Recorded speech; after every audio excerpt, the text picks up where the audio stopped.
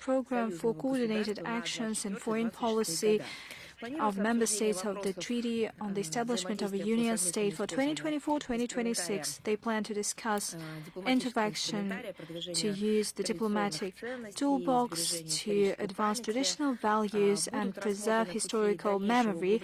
They will consider ways to further deepen coordination of approaches towards cooperation with friendly states and unions, as well as building relations with countries with unfriendly regimes. We are talking about countries where we have these unfriendly regimes and unfriendly organizations, including confronting their sanctions and legal aggression. We intend to focus on media coverage of foreign policy, and following this session there will be the signing of the decree of the boards and the signing of the plan for foreign ministries consultations for 2026.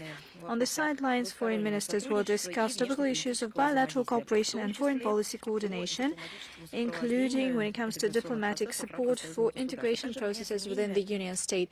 They will exchange views on the international agenda as well. On the 27th of November, Foreign Minister Lavrov of Russia plans to take part in the joint session of the Foreign Ministers' Council, Council of Defense Ministers, and the Committee for Security Council Secretaries of the Collective Security Treaty Organization. The event will be chaired by Kyrgyzstan in Bishkek. Prior to the session of the CSTO Collective Security Council, they are to exchange views on the military and political situation in the collective security regions. They will discuss cooperation and prospects of future development of the CSTO. Russian side will brief allies on its priorities for the chairmanship in the CSTO in 2026. The session is expected to adopt draft documents on strengthening collective security system, enhancing the activities of the CSTO, and they will be submitted for consideration to the leaders of the CSTO. Certainly, this is not an exhaustive list of events. Given the tight schedule of the ministers, some of the events have been coordinated and agreed upon, and certainly we will provide further information on the schedule of Foreign Minister Lavrov in an online mode.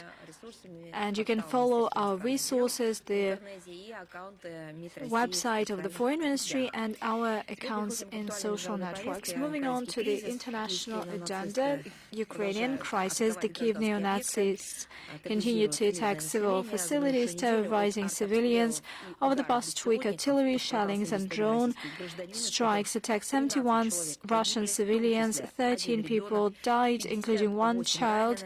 58 were injured. Just to give you a couple of examples to corroborate these numbers, the Belgorod region, 13 to 14 of November, drone attacks in the village of Yasny Zori, Volchya, Alexandrovka, the settlements of Oktyabrski, the settlement of Bacharka, and the city of Graivoron killed 2 civilians, injuring 9. On the 15th of November, drone strikes at the Borki-Kazinka road in the settlements of Nikolska and Novaya Tobolzhanka injured 3 civilians. On the 16th of November, the drone attacked a commercial facility and enterprises in the settlement of Borisovka and Novostroyevka Первая, injuring 3 people. The Volgograd region, drone attacked residential areas in Volgograd at night on the 16th of November, injuring 3 civilians. Voronezh region, at night on the 13th of November, some 8 Ukrainian drones attacked Novorossiysk NPP. They were all downed, but the wreckage damaged the switchyard of the power plant, temporarily dropping the capacity of 3 power units to below 50%. On the 18th of November, the Ukrainian armed forces tried to strike civilian facilities in Voronezh, launching 4 ATACMS missiles. They were all downed by Russian air defense. There was no casualty, and the wreckage damaged the roofs of the geriatric center and an orphanage. DPR on the 14th of November, we learned about an atrocious tragedy in an Alexander Kolinenko. Ukrainian fighters had a cynical hunt over the rector of the local church of the Royal Martyrs. His family and parishioners tried to evacuate from the hostilities area. Ukrainian Nazis for a long time used drones and mortars to kill unarmed people, injuring them time and again. As a result, 7 people, including the clergy, died, but it was not enough for the Bandera sadists. For a long time, they didn't let other villagers to take the bodies and to bury them, and they halted these attempts using drones. This is the kind of a bloodshed safari of Ukrainian Bandera supporters against civilians. What we saw confirms the hatred of the Zelensky regime.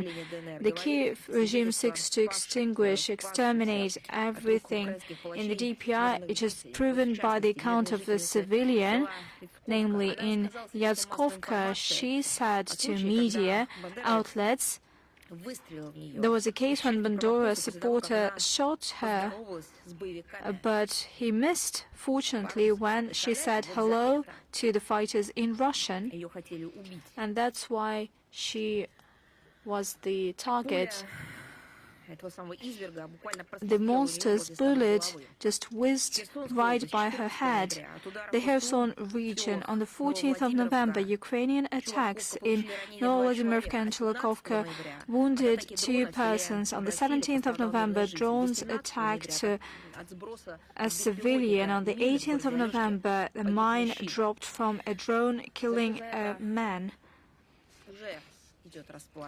And they pay a price for all that. The Russian courts continue to pass sentences to Ukrainian fighters and mercenaries for the crimes in the Kursk region against civilians and Russian servicemen.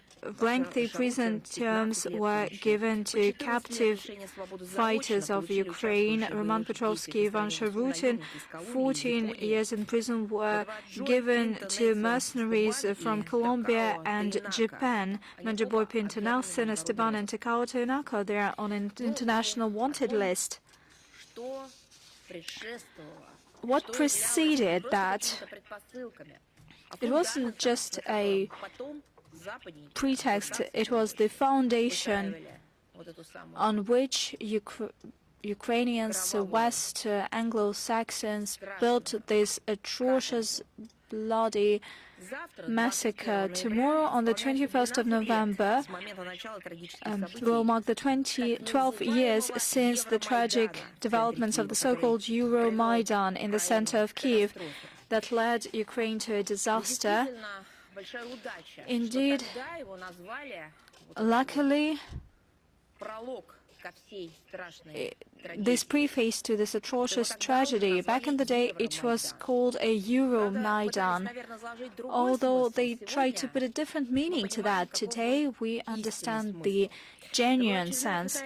It was another color revolution carried out by the West in order to oust the legitimate authorities. Skilled instigators trained by foreign instructors under lucrative motives that are trivial and stupid,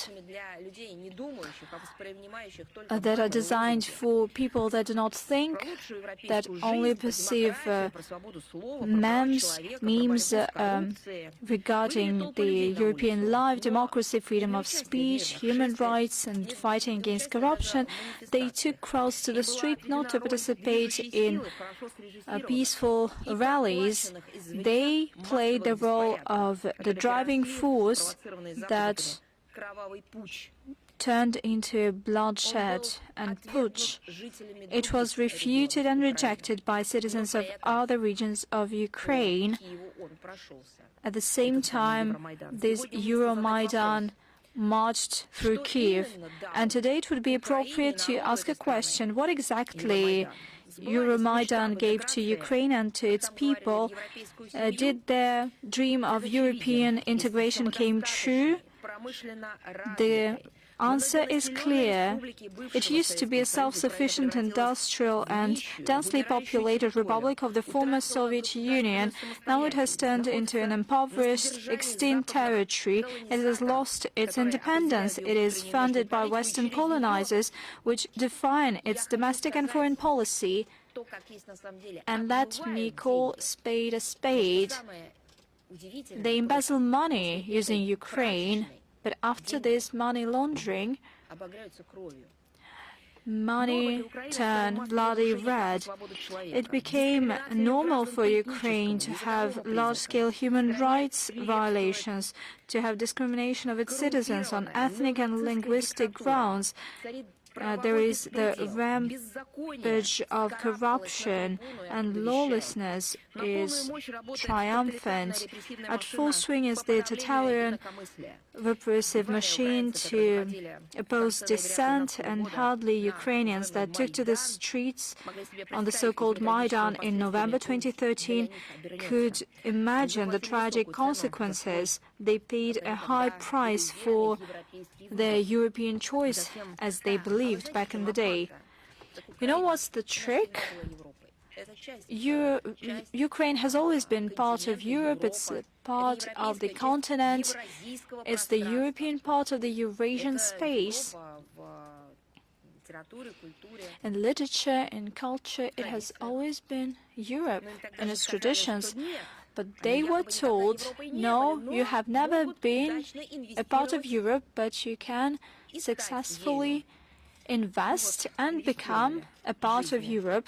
That's what they've done. They have invested a great deal of human lives. Moving on to the current developments, and let us call a spade a spade. These are the repercussions of Euromaidan. It's not about a corruption scandal, corruption case.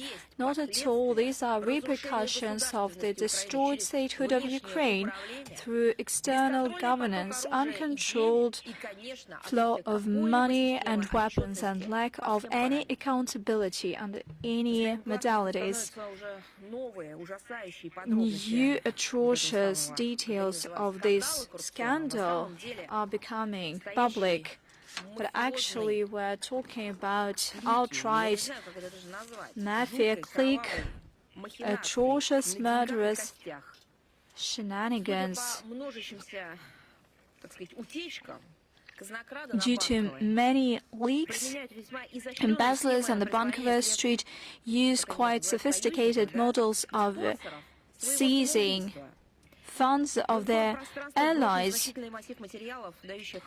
There is a great deal of materials that were made public, and they give food for thought. We're talking about huge money laundering by purchasing Western-sponsored drones at the exorbitant prices. The majority of these drones are destroyed by Russian air defense, and pocketing the money of sponsors that are sent to rebuild the damaged energy infrastructure, but actually they end up in private accounts. The funding for weapons and energy flow into the same hands. Now Zelensky and his partners in crime try to make excuses. Traditionally, surprising as it may seem, they blame everything on the Kremlin. That's the one who is to blame. However, rank-and-file Ukrainians do not buy it, and we wanted it to happen much earlier, but it's best to have it now than never. According to the opinion polls, 73 respondents believe that the corruption has increased significantly over the past 4 years. We're talking about 4 years of war. And a quarter of respondents believe that Verkhovna Rada and Zelensky is to blame. 62% support the resignation of Yermak from his post. And given the current developments, these figures could be even much more negative for the Kiev regime. According to Ukrainian sources, the so-called Mindich case made Zelensky ratings drop and plummet. Currently, this rating stands at no more than 20%, and I believe this is the kind of indicator where Zelensky could even be much more successful, so to speak, than his friends in Europe, Emmanuel Macron, Keir Starmer, Friedrich Merz. They set these anti-records. The Western party of war, as if nothing happened, continue reckless military and financial funneling of the Kiev regime. On the 13th of November, NATO published a decision of Scandinavian and Baltic countries to allocate $500 million to procure American weaponry within this initiative, and I name it the Prioritized Ukraine Requirements List.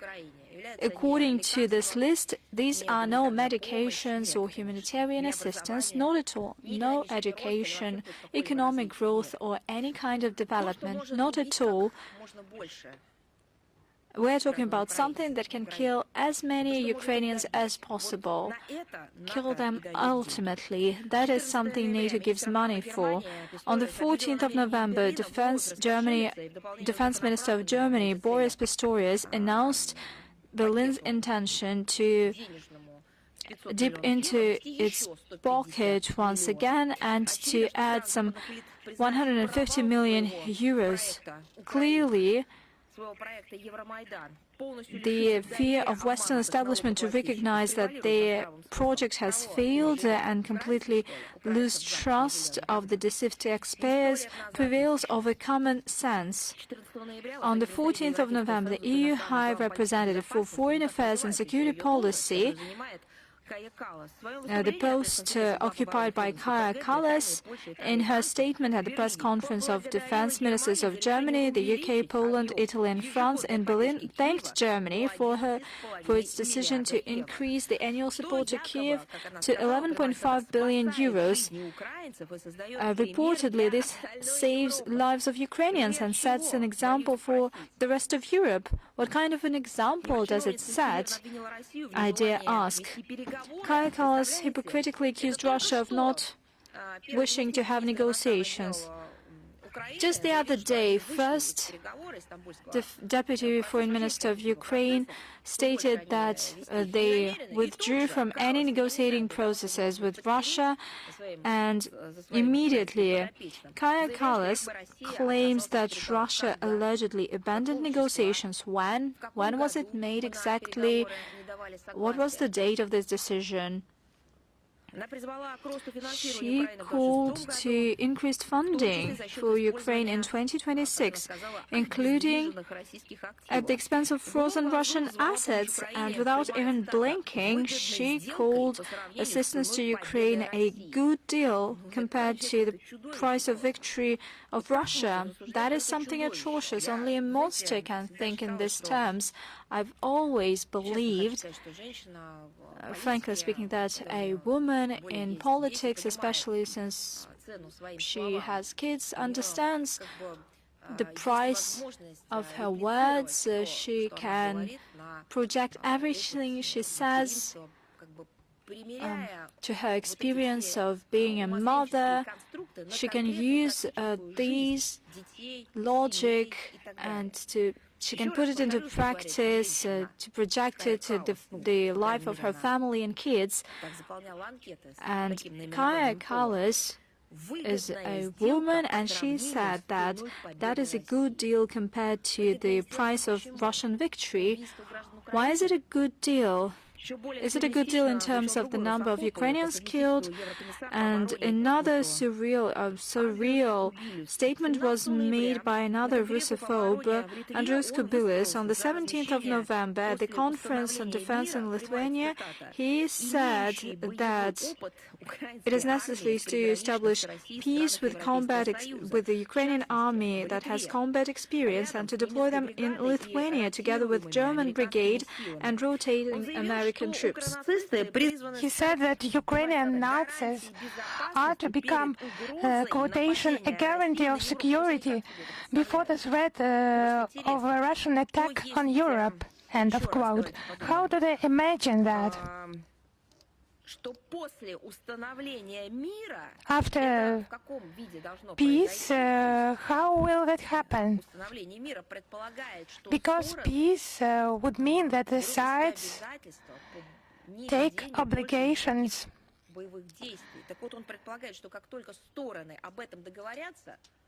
not to carry out any hostilities. So after the sides agree on that, the Ukrainian army will relocate to another side of the European continent. And then you will just need to burn the torch. Because the most rabid Euro vouchers, Zelensky signed an agreement with Macron for 10 years that includes the purchase of 100 Rafale multi-combat aircraft and 8 SMPT air defense systems. Zelensky qualified this document as historical. Maybe some aspect he is right, because this document will remain in history. It's not even a deal, it's a declaration of intention, because it's about 20 billion euro purchase, and the Kiev regime does not have the money for such a large purchase. And Paris does not have the equipment mentioned in this agreement. So one side does not have the money, the other side does not have the goods, but they have agreed on something for the future. So one of the largest scams in modern history is looming. Even when it is shipped, even if someday it is delivered, it will be a threat for our security. So on the 18th of November, Zelensky visited Spain, and Prime Minister Pedro Sanchez announced a new military aid package for Kiev, totaling 615 million euros, almost a half of which will go towards the supply of air defense missiles and other defense equipment. Madrid also pledged to ensure security in Europe and strengthen defense industry and supporting Ukrainian military equipment manufacturers. So it has a hidden agenda. It's no secret that Zelensky's sponsors are demanding increased mobilization, primarily by lowering the draft age. The Europeans, in replenishing the Ukrainian armed forces' losses, they are primarily concerned about preventing a new influx of refugees from Ukraine. In order to relieve themselves from the burden of those who were fortunate enough to leave Ukraine, of those people. So it's about tightening the conditions of obtaining asylum. They just spent time there on the territory of European countries. They were fed there like a pig, and then to slaughter them. It's just monstrous. They need them not like refugees, not even like their own citizens, not people who are temporarily on the territory of a foreign state, only as expendable material, as an instrument for implementing their own tasks. Now let us see what is happening in the Ukrainian armed forces. It's about demoralization and disillusionment. The Aftenposten media has published a report from this town of Izum, where an Azov fighter from the 3rd Separate Assault Brigade of the Ukrainian Armed Forces described the demotivating effect of the mass exodus of 18 to 22-year-old Ukrainians abroad, the exodus of soldiers. So he called on Norway and other European countries to return those people home, if not to send them to the battlefield, at least to work and live. Otherwise, who and what would they fight for? So that's the question to the one interviewed, for the one interviewed. Just the citizens of Ukraine ask this question of who and what do you fight for? For Zelensky to become richer and to launder that money for those who is supplying them for him from the West. Of course, in order to use Ukraine as an instrument to counter Russia, yes, certainly, but primarily, if we have a look at the Ukrainian territory, all this story, it has only one purpose. The purpose of getting richer for those who are an instrument in the hands of the West. An instrument to get back all those tranches, an instrument for political, geopolitical games. There are no other reasons. That's what the people are sent by those officials on Bankova, sent to participate in meat storms. So does the person who was interviewed has a soul? I cannot tell you that. But in the official statistics, the rate of desertion from the Ukrainian armed forces has increased almost 44-fold, from 3,687 people in 2022 to 161,461 people in 2025. It's an indicator of the growth of desertion from the Ukrainian armed forces. That's how the Ukrainian citizens are running from the front line. On the 15th of November, in an interview with the Ukrainian television NTA, Roman Kostenko, a member of the Verkhovna Rada Defense Committee, noted that given the acute shortage of people in the Ukrainian armed forces, both psychologically and morally, quotation, there will soon be another army of voluntary deserters that will have to be reckoned with. End of quote. According to him, approximately 26,500 Ukrainians mobilized monthly. Just think about it. Of 26,500 Ukrainians, more than 21,000 become deserters. I would remind you, this person is a member of the Verkhovna Rada Defense Committee. So that's the data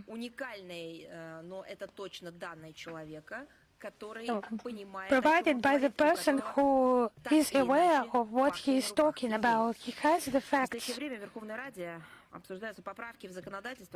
Currently, the Verkhovna Rada discusses legislative amendments to further tighten forced mobilization, abolishing free travel for young people abroad, or lowering the recruitment age to 23 or even to 18 years, and revising the reservation conditions. Their possible adoption would only exacerbate the situation and increase the outflow of Ukrainians. who have so far escaped the fate of cannon fodder. These facts confirm the urgency of the tasks of denazification and demilitarization of Ukraine and the elimination of threats coming from its territory. All these goals will certainly be achieved, as it has been repeatedly stated by Russian officials. And regarding the resolution draft,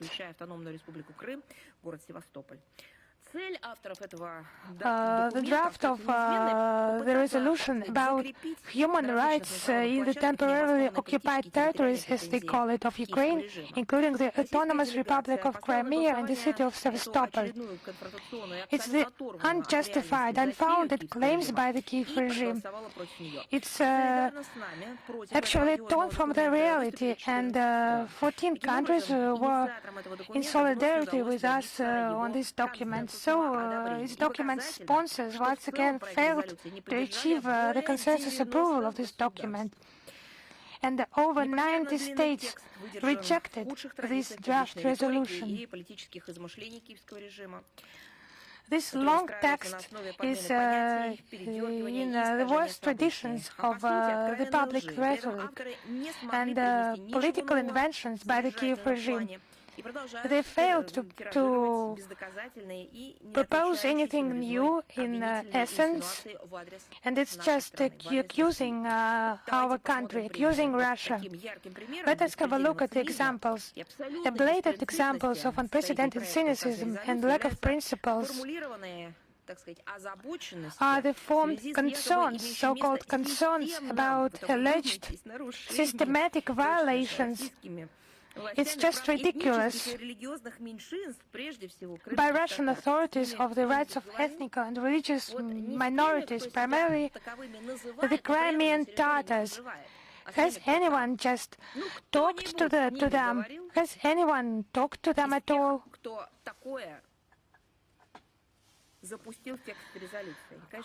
Someone among those who has launched this text of the resolution.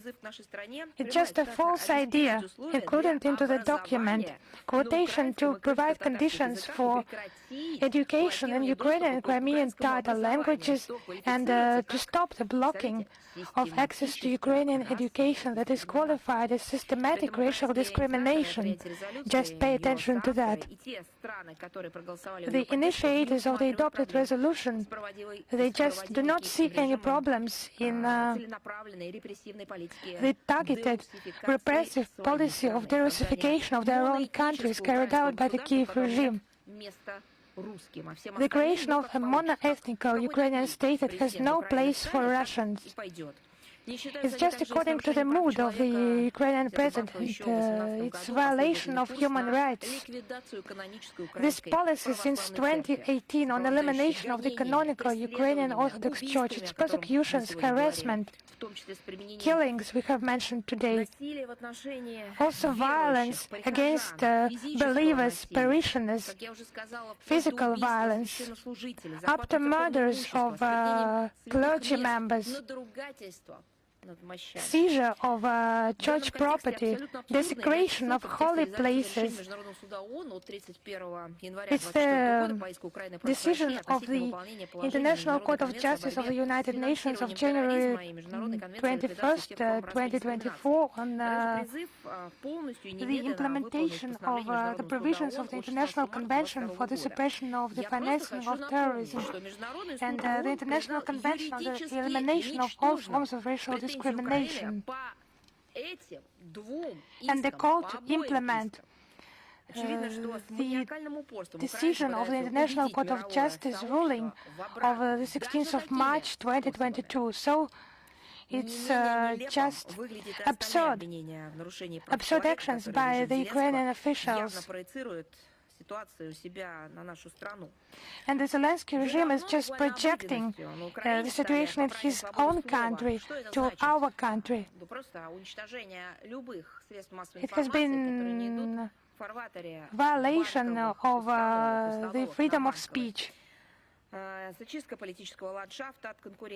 clearing the political landscape from competitors, intimidation of journalists, human rights activists, bloggers. Just do remember one of the people, one person participating in negotiations, he came back to Ukraine and he was shot. So it just happened. It was an unclear situation. There are cases of kidnapping, violent disappearance and torture against Russian prisoners of war. It's mass human rights violations. It's inhuman Kiev dictatorship. This rapidly degrading situation with the protection of human rights in Ukraine has become largely possible due to connivance and tacit approval of Western countries. It's just violence and lawlessness. And the Russian Federation is committed to its international human rights obligations, including on the territory of Crimea, Sevastopol, the Donetsk and the Lugansk People's Republics.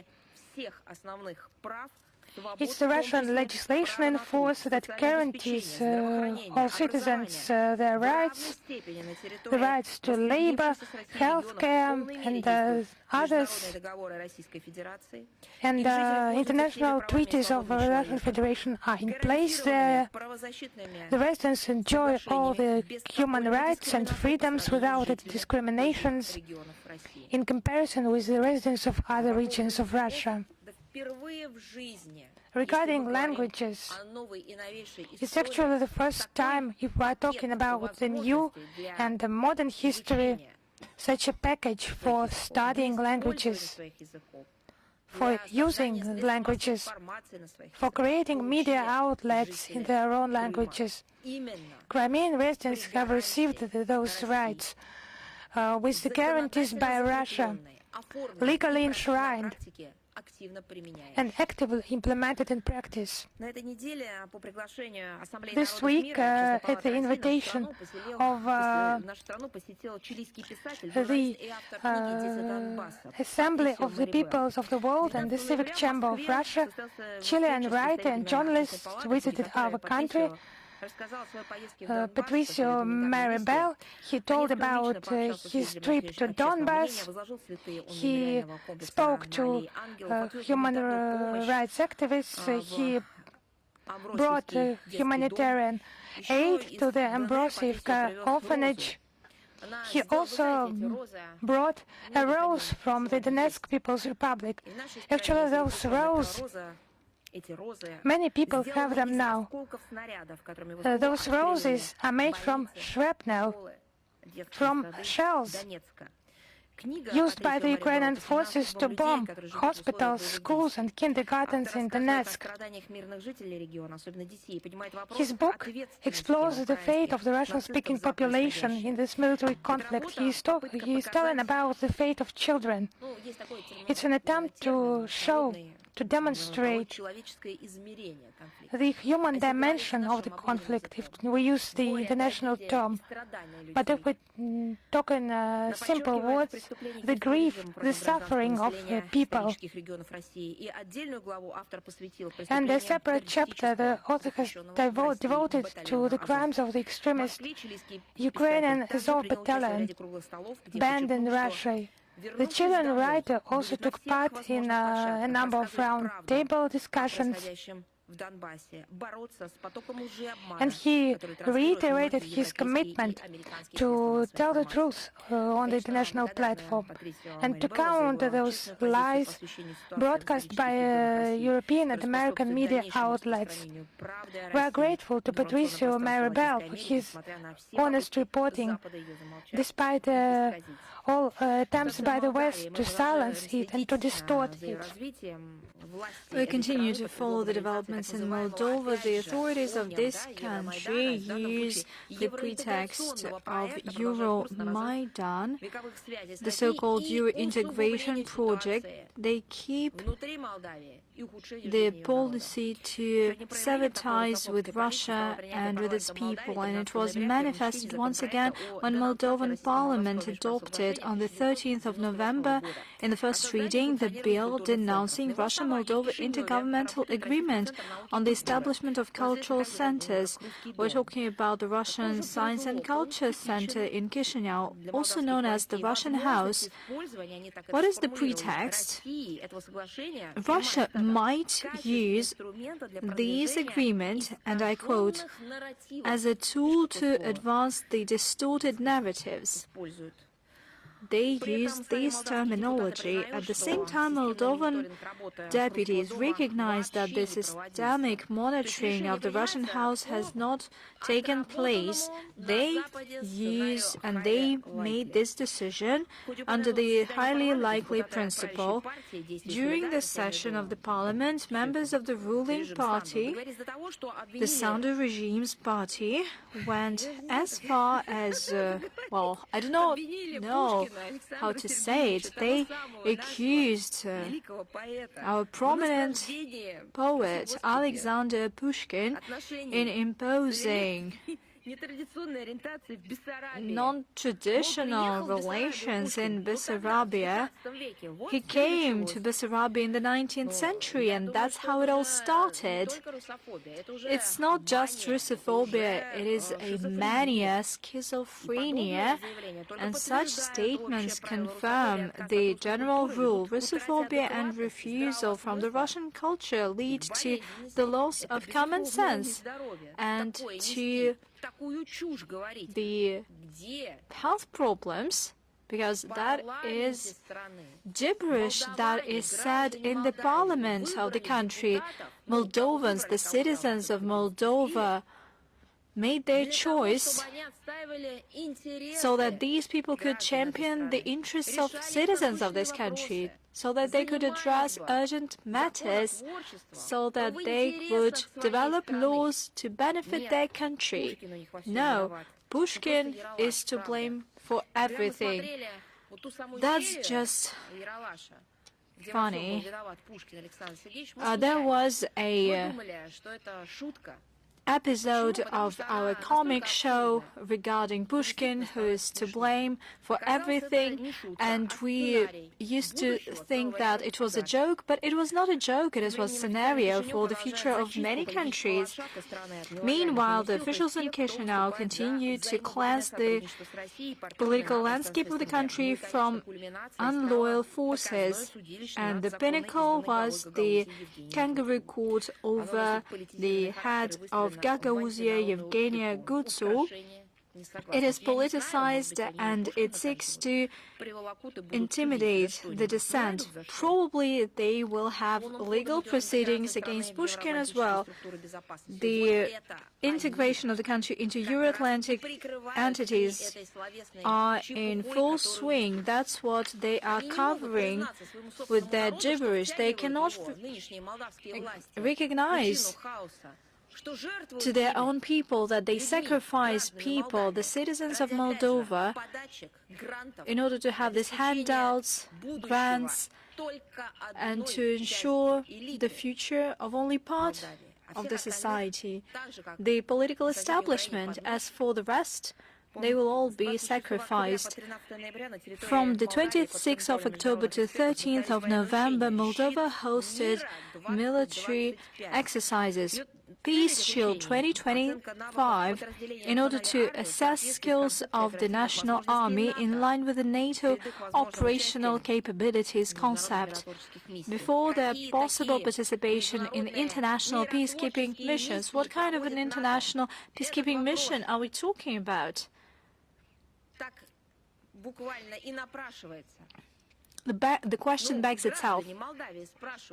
The citizens of Moldova ask Sandu, what kind of peacekeeping missions can NATO put on its track record. What kind of peacekeeping missions of NATO are we talking about? In Libya, for instance, there were peacekeeping efforts by NATO, which split the country apart, let alone huge losses, massacre, and tragedy that the Libyan people suffers from, let alone the repercussions for Western and Southern Europe. Thousands of Libyan refugees fled from their country via the Mediterranean to Europe. Maybe we can remember another success story for NATO and its peacekeeping missions. Maybe we're talking about the bombing of Yugoslavia that became the beacon of hope. And Sandu guides its own people to follow this example. Although Sandu has a different kind of people, Romanians, Iraq, Afghanistan, we shouldn't even begin this story. NATO has no peacekeeping missions whatsoever that could lead to peacekeeping results. They're only destructive missions of NATO. On the 11th of November, the Defense Ministry of Moldova announced it received another batch of transport vehicles from the European Peace Facility. Moldova is the second recipient of assistance through the so-called pacifist fund after Ukraine. Last year, EU former permanent representative bragged that the support for armed forces of Moldova by EU since 2021 reached 137 million euros. It is all happening amid the economic collapse and the collapse of social sector.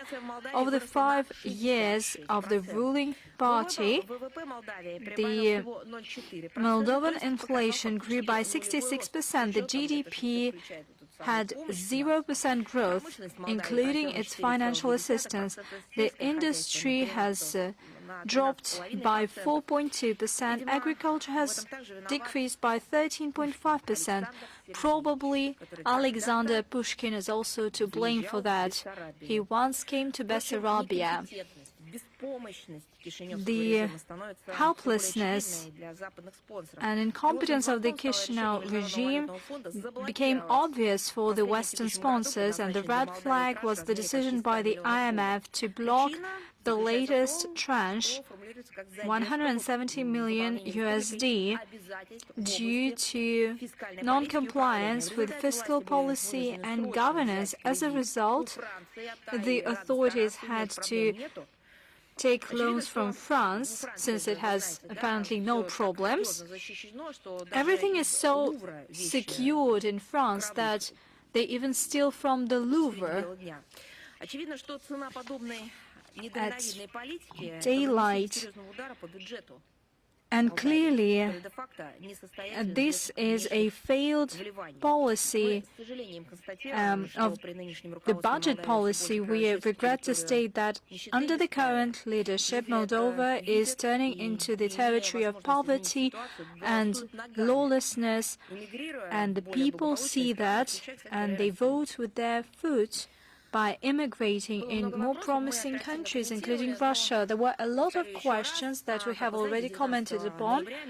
Let me repeat it once again. On the 19th of November, the Foreign Ministry of Poland announced us that the Consul General of Russia in Gdansk shall stop its operation. Previously, in November 2024 and June 2025, Russian Consulate General in Poznan and Krakow ceased to operate, and we believe that it is a hostile step that seeks to destabilize and destroy bilateral relations amid the caveman Russophobia in Poland. Certainly the Russian side will respond appropriately, and we will limit the Polish consular diplomatic presence in Russia. Cambodia-Thailand situation. We express concern over the recent exacerbation of the border conflict between the two countries. Hopefully, as a result of a dialogue, bilaterally, the countries would resume the implementation of the joint declaration that was signed on the 26th of October in Kuala Lumpur. We stand for addressing all disputes solely by peaceful means. Such territorial disputes are the result of the colonial policy of the West. Amid severe degradation in security in the Asia-Pacific, it is especially important to act within the spirit of unity and solidarity for ASEAN to overcome historical differences. Djibouti.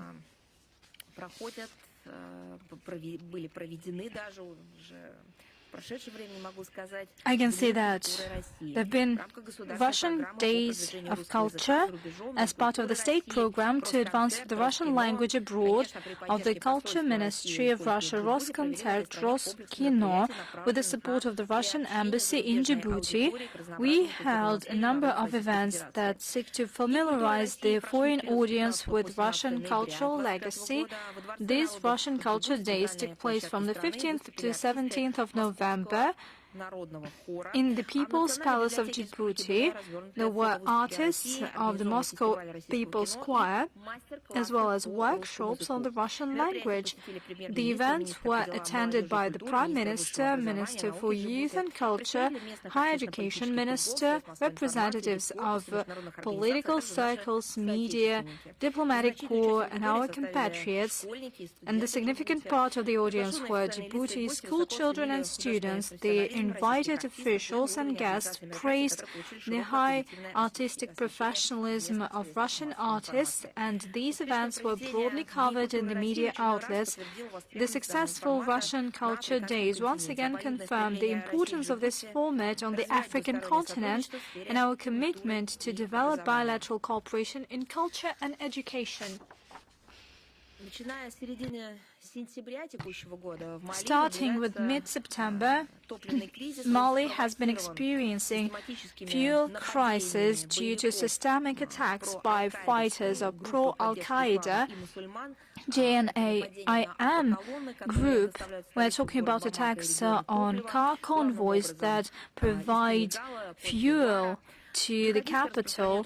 We're talking about supplies from Senegal and Côte d'Ivoire. The jihadists spread fake news in order to sow mass discontent among common citizens and to mount pressure on the transitional government in Mali. Currently, the African Corps of the Russian MOD has been actively working on the ground. We have organized the checkpoints at the routes of the convoys. The fighters of terrorist groups suffer severe losses. Lately, there's been a decrease in this fuel crisis in Mali. Russia intends to further provide assistance to the friendly people of Mali when it comes to overcoming their hurdles so that they would ensure their independent, sustainable development. A lot has been said about that, but actually our country pays special attention to that. You know, on the 20th of November, we marked the 18 years since the start of the work of the international military trials in Nuremberg. It is an unparalleled judicial process that condemned the main military criminals of the Third Reich. The rulings of the trial made a significant contribution formalizing legally the outcome of World War II. It recognizes the crime, the hate ideology, and the Nazi practice, and this ruling cannot be appealed neither from legal or from political standpoint. The role of Nuremberg cannot be overestimated. The trial, its charter, and the ruling became the stepping point to shape the norms of the international criminal law. Our country was at the origins of the trial. The Soviet Union was the first to shape the concept of the international process against Nazi criminals, and from day one of the war it shaped standards for a just proceedings. It is universally recognized that the crimes of Nazi do not have the expiry date, and unfortunately for several years we have been witnessing unscrupulous attempts to rewrite history, to put into oblivion the lessons of Nuremberg, to mar the actions of the USSR and the Red Army. And Europe is breeding neo-Nazi movements sweepingly, building upon this framework. There were countries that were liberated by the Red Army from this complete inhumane destruction by fascists and Nazis. Previously, there were monuments to honor heroes, and currently they demolished these monuments, and these memorials are replaced by monuments to honor representatives of ideology of racial supremacy. There are former SS members' marches, and the most radical forms take place in Ukraine and in the Baltic states. As you might know, the Russian Foreign Ministry repeatedly calls not to forget the lessons of the past. You should realize that rewriting history and the complicity to neo-Nazis inevitably can lead to mounting threat of repeating the greatest strategy of the 20th century. To mark the 80th anniversary of the trial, exhibition Hall Manège is hosting the International Forum Nuremberg 80 years. Foreign Minister Lavrov sent a video address. Tomorrow, the 21st of November, there will be a sectoral session within this forum. It is dedicated to the international legal and diplomatic dimension of the Nuremberg trials, the role in shaping of post-war world order, the importance of preserving historical truth and confronting attempts to falsify history. That is the reason why I postponed the briefing, because I've just come from the Manège exhibition hall and I participated in the session on the media coverage of the Nuremberg trials. We're talking about this huge exhibition in the Manège hall. Can you believe it? We have recreated the hall where the Nuremberg trial took place, with the flags of the countries of the anti-Hitler coalition that served justice on behalf of the people of the world. And there were benches where criminals were sitting. There were places for secretaries, for those who took notes, and there are live stories and witness accounts of those who spent a lot of days and years studying this case.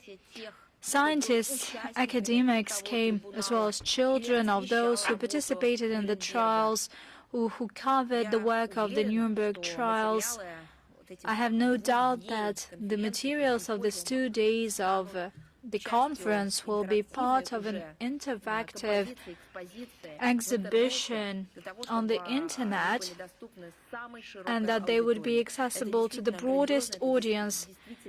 That is something truly grand, and it is decent for the memory of those who served justice over Nazism and fascism on behalf of the people and countries.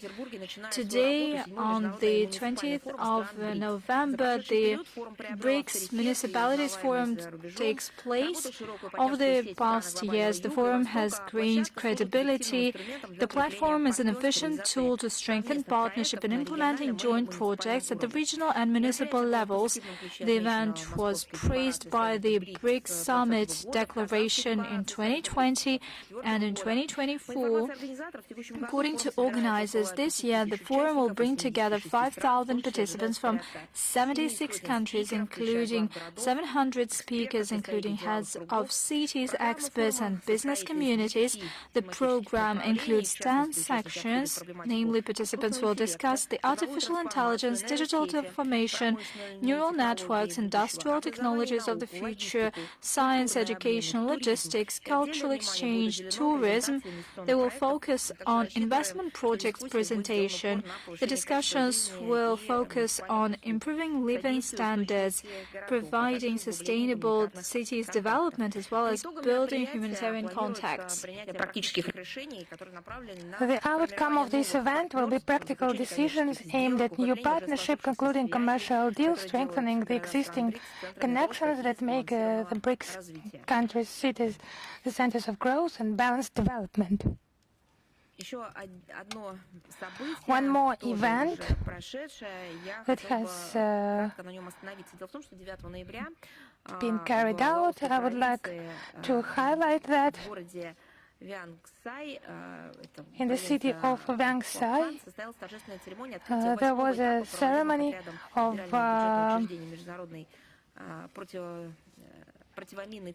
anti-mine center of the Russian Federation. Another stage of works of unexploded munitions that have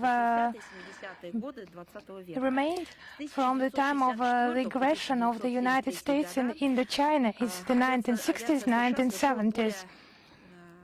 From 1964 to 1973, U.S. aircraft carried out actually 500,000 of combat sorties over Laos territory, dropping 3 million tons of bombs and cluster munitions. Around 30% of those mines remained unexploded. They continued to pose a serious threat to local residents and hinder the normalization of economic activities in the affected areas. In total, since 2018, Russia and Laos specialists have demined more than 208 hectares.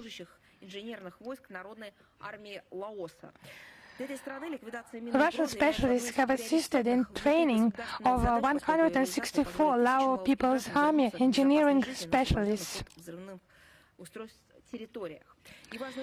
It plays an important part in demining and going back to normal life. It's an important role of Russian specialists who pass the experience to Lao colleagues. We will continue to carry out this humanitarian mission and continue to form the conditions of development of friendly Laos, with whom we enjoy the relations of strategic partnership. Now it's about the successful concert of Moscow Synodal Choir in Italy. The organizer of this event was the Foundation for the Support of Sacred Music and Art that is closely affiliated with the Vatican. Also, the concert was carried out with the support of our Ministry of Foreign Affairs, the Ministry of Culture, Concert, and the Moscow Patriarchate. The honorary president of this fund, Mario Grech, was present, as well as ambassadors and diplomats from Belarus, Armenia, Azerbaijan, Serbia, Hungary, some countries of Latin America and Africa, and priests from Russian Orthodox Church and journalists. I would like to highlight the professionalism of this choir, and we actually welcome its return to Rome. It's the confirmation of the enduring significance of Russian cultural heritage. The recent event has become extraordinary. It vividly demonstrated the futility of those attempts, as they say, to cancel Russian culture and to sever the close spiritual ties that exist between the Vatican, Italy, and Russia. And we are especially grateful to the festival organizers for this fruitful collaboration. And I'm ready to answer your questions. Is Международная жизнь, international life, with us? Yes, hello, Madam Zakharova. Hello. How would you comment on the publications about the Foreign Ministry of Montenegro declaring Russian ambassador Alexander Lukashek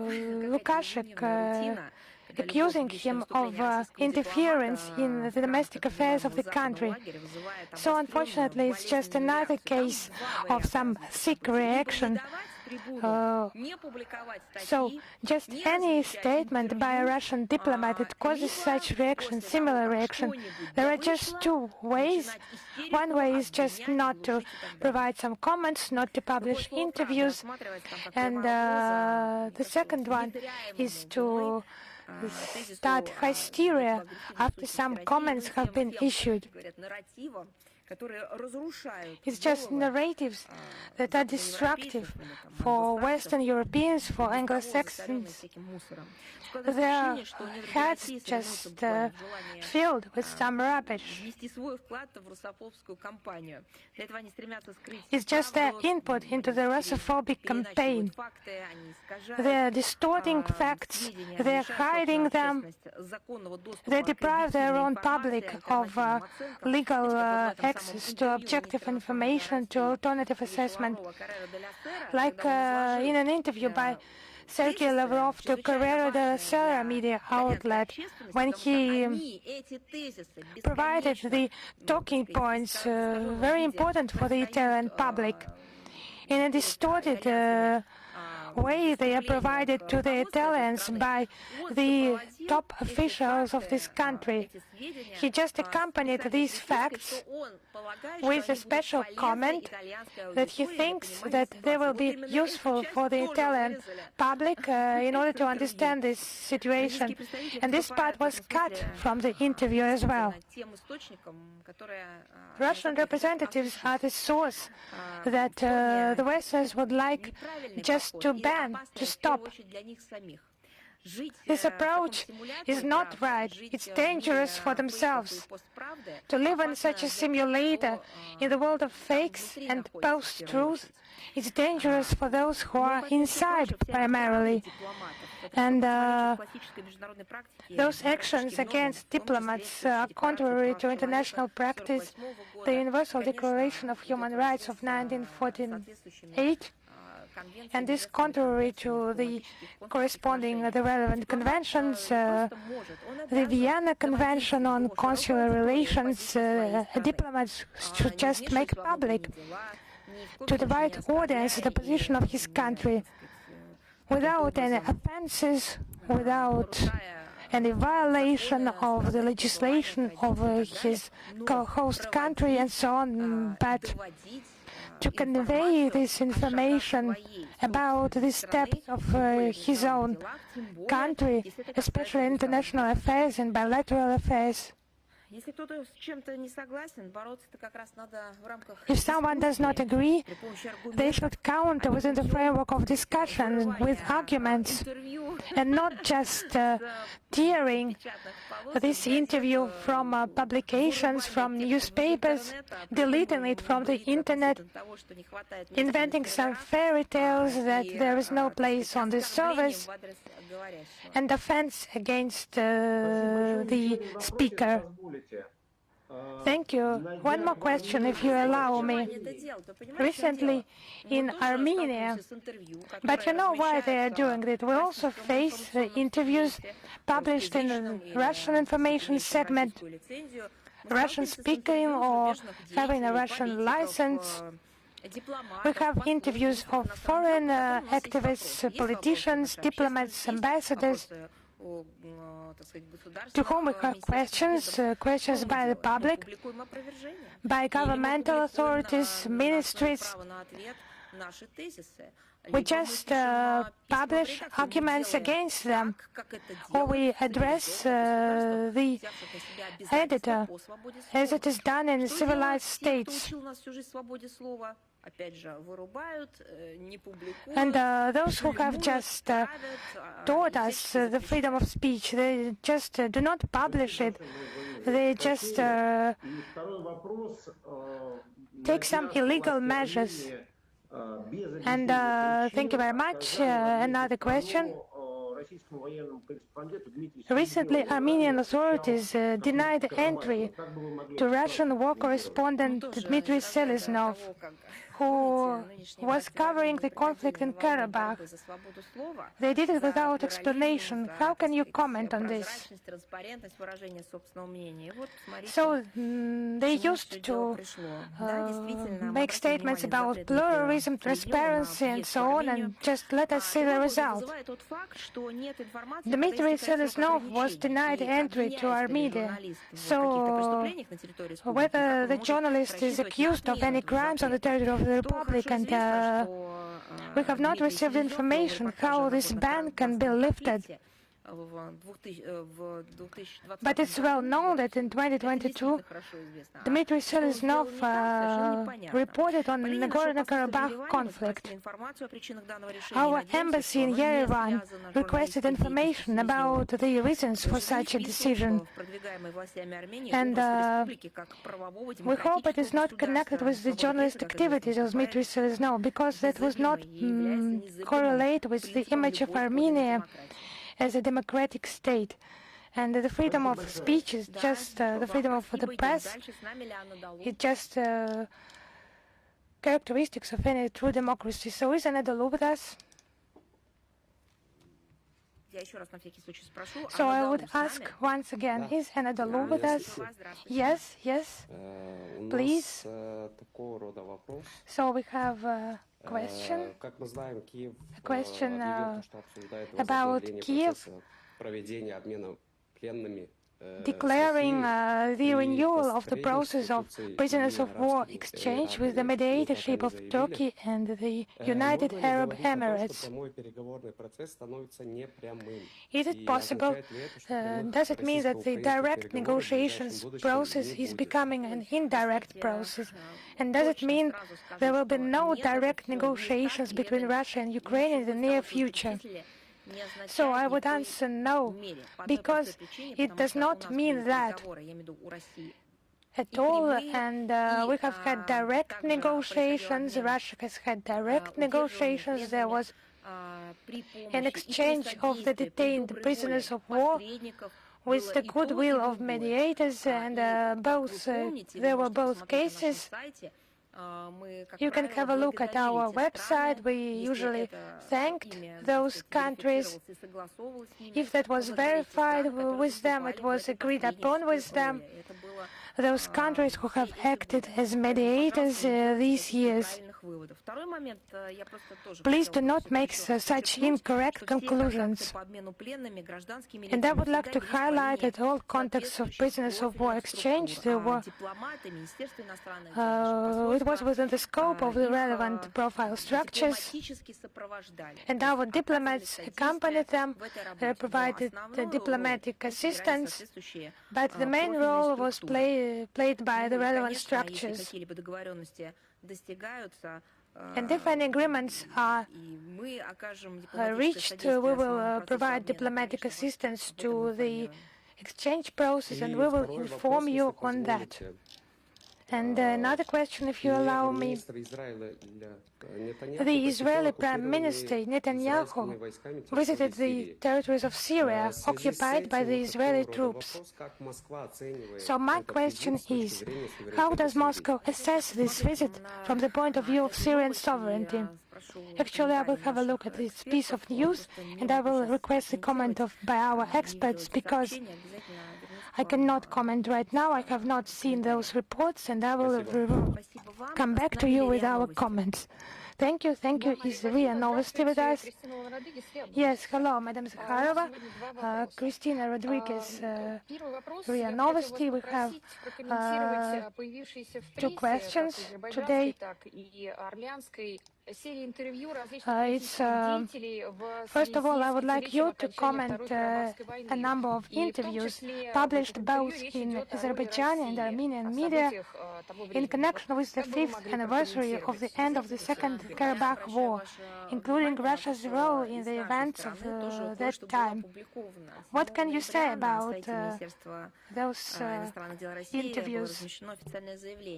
Actually, we have also published something on that. On the 7th of November, there was a statement published on our ministry website on the 5th anniversary of signing the ceasefire agreement between Azerbaijan and Armenia. Our position is open.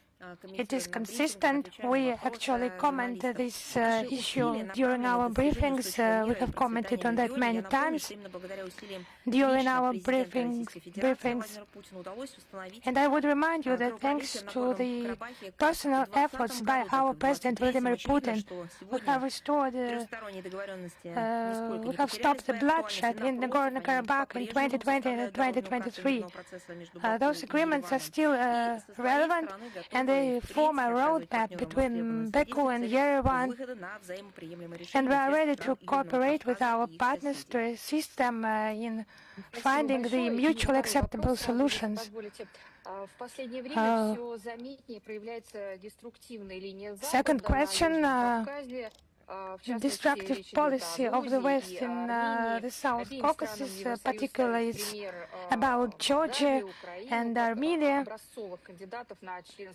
Moldova and Ukraine are held up by the EU as role models for accession, as candidate for EU membership. How would you comment on that? So Ukraine and Moldova can be held up as examples only to those who you hate. It's only possible in that case if they hate them. But that's a fact, actually. Just have a look what they are doing with Georgia under hypocritical pretext. It's about alleged protection of democracy. They are trying to engage them in their political games. Is that consistent desire? So threats have just become commonplace in the region. It's about sanctions and blackmail of the total people. So Georgians have their arms twisted in attempts to protect their own sovereignty, not for coalition, not for supporting someone, but for the people of that state just deciding to live according to its own laws in their own country. It's just obvious that the will of citizens, it could just mean anything for the EU members only when its outcome allows to make a pawn out of a country in a bigger game. So the EU are just allowed actually everything, of course, for big sums of money. We have drawn attention to a copy of a letter of a high-ranking official, EU official, of an anti-government statement allegedly for the interests of Georgia, that the freedom-loving citizens had to pronounce at another meeting. And one of the opposition figures just read that text received from the EU just exactly in the Georgian language, the text received from Brussels. So they just reveal the mechanics of the EU members in other states. They do not have any right for that. So there is, in conclusion, the more concessions a country makes to the West, the more the Western appetite grows. So as for Armenia, it's heavily supplied with grants, with promises. Russophobia is cultivated. Now it's observation, but actually it's intelligence mission in Armenia. They engage the republic into its own political military orbit. They want to destroy the multi-century friendship of Russian and Armenian people. So just the formula proposed to the South Caucasus countries actually openly just to be like Moldova and Ukraine. It's anti-advertisement for Euro integration, and they just offered to just aspire to that. To aspire to what? To destroy the Ukrainian economy, the killings, the destruction of its public political life, the destruction of its independence and sovereignty, how citizens of Moldova are rewritten, how they are turned into Romanian citizens. So that should be taken as some role model for the South Caucasus states. They want to turn them into vessels that are ready to abandon their national interests to benefit their sovereign. And as you know, this accelerated movement towards the EU prompted Ukraine into the abyss in 2013. This imposed Euro integration choice led to a murderous coup, followed by a protracted civil conflict. As a result, instead of a strong European Ukraine, as was promised, we got a degrading, corrupt, totalitarian Nazi state, or basically a terrorist state that carries out terrorist attacks. In Moldova, they enshrined the irreversible European course in 2024 in their constitution, and this gave a green light to Brussels to engage even further with the Republic, to enslave it. And you know what it will all end up with? They will not invest in the economy and education. They will destroy Moldova from within. Despite the constitutionally enshrined neutrality of Moldova, they introduce it into Euro-Atlantic mechanisms and militarization. As a result, the Republic is turning into a home front to provide for the criminal Kiev regime. We should not talk about the economic breakthrough of Moldova. The statistics is real. This policy by the EU only drags the country into the abyss of the crisis, and the investment of the EU is just a third of the budget, but you cannot live only by the injections of funds from abroad, because otherwise you end up being an appendage, or you name it. It's not an independent unit. Against this backdrop, there is an increasing zero tolerance of Euro path on behalf of the population. They impose it to Moldova, they used to impose it to Ukraine. This policy is a disaster for them. Bold News, are you here with us? Hello, Madam Zakharova. Thanks a lot for this opportunity. In Lithuania, there are 43 centers of cybersecurity. There is also a NATO unit in Tallinn, which is in charge of cybersecurity of NATO. We've already said that Western countries are destroying the signs of information presence of Russia, and what role is played by the Baltic cyber centers. This is indeed a advanced experience center of excellence of NATO that is located in Tallinn, that is a training testing ground for offensive operations in digital space. It's no secret that all efforts of this entity are anti-Russian, and the center plays a key role in defense and implementing, developing the so-called hybrid defense policy in cyberspace. And they train these approaches during such exercises as lock shields. They imitate cyber attacks in order to damage the infrastructure of our country. And it is noteworthy that Ukraine joined this center in 2022. How can you deal without it? Military men and security services and hackers that are serving on the Bankover Street get special training there, and this is just a sign that NATO is involved in the cyber attacks that are carried out by the Kiev regime against Russia. They could hardly be possible without the help of the Western mentors. There's no question about that. Thank you. Izvestia, are you here with us? Hello, Madam Zakharova. We have two questions for you. Okay, the first one. New Prime Minister of Japan, Sanai Takaichi, started the confrontation against Russia from day one of her rule, and the same attitude was shown with regard to China. Japan tried to mount provocations. Russia banned entry to its territory for the 30 Japanese citizens.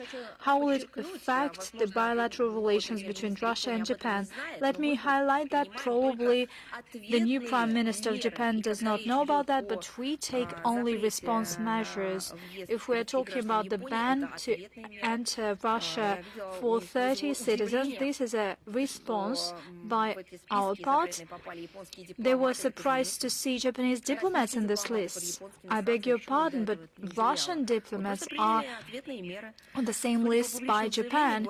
We just simply took response measures. Judging by the public statements of the Prime Minister of Japan, the unfriendly course of Tokyo against Russia is still preserved, despite the statements by sane politicians, including the ones that used to be prime ministers, and their attitude.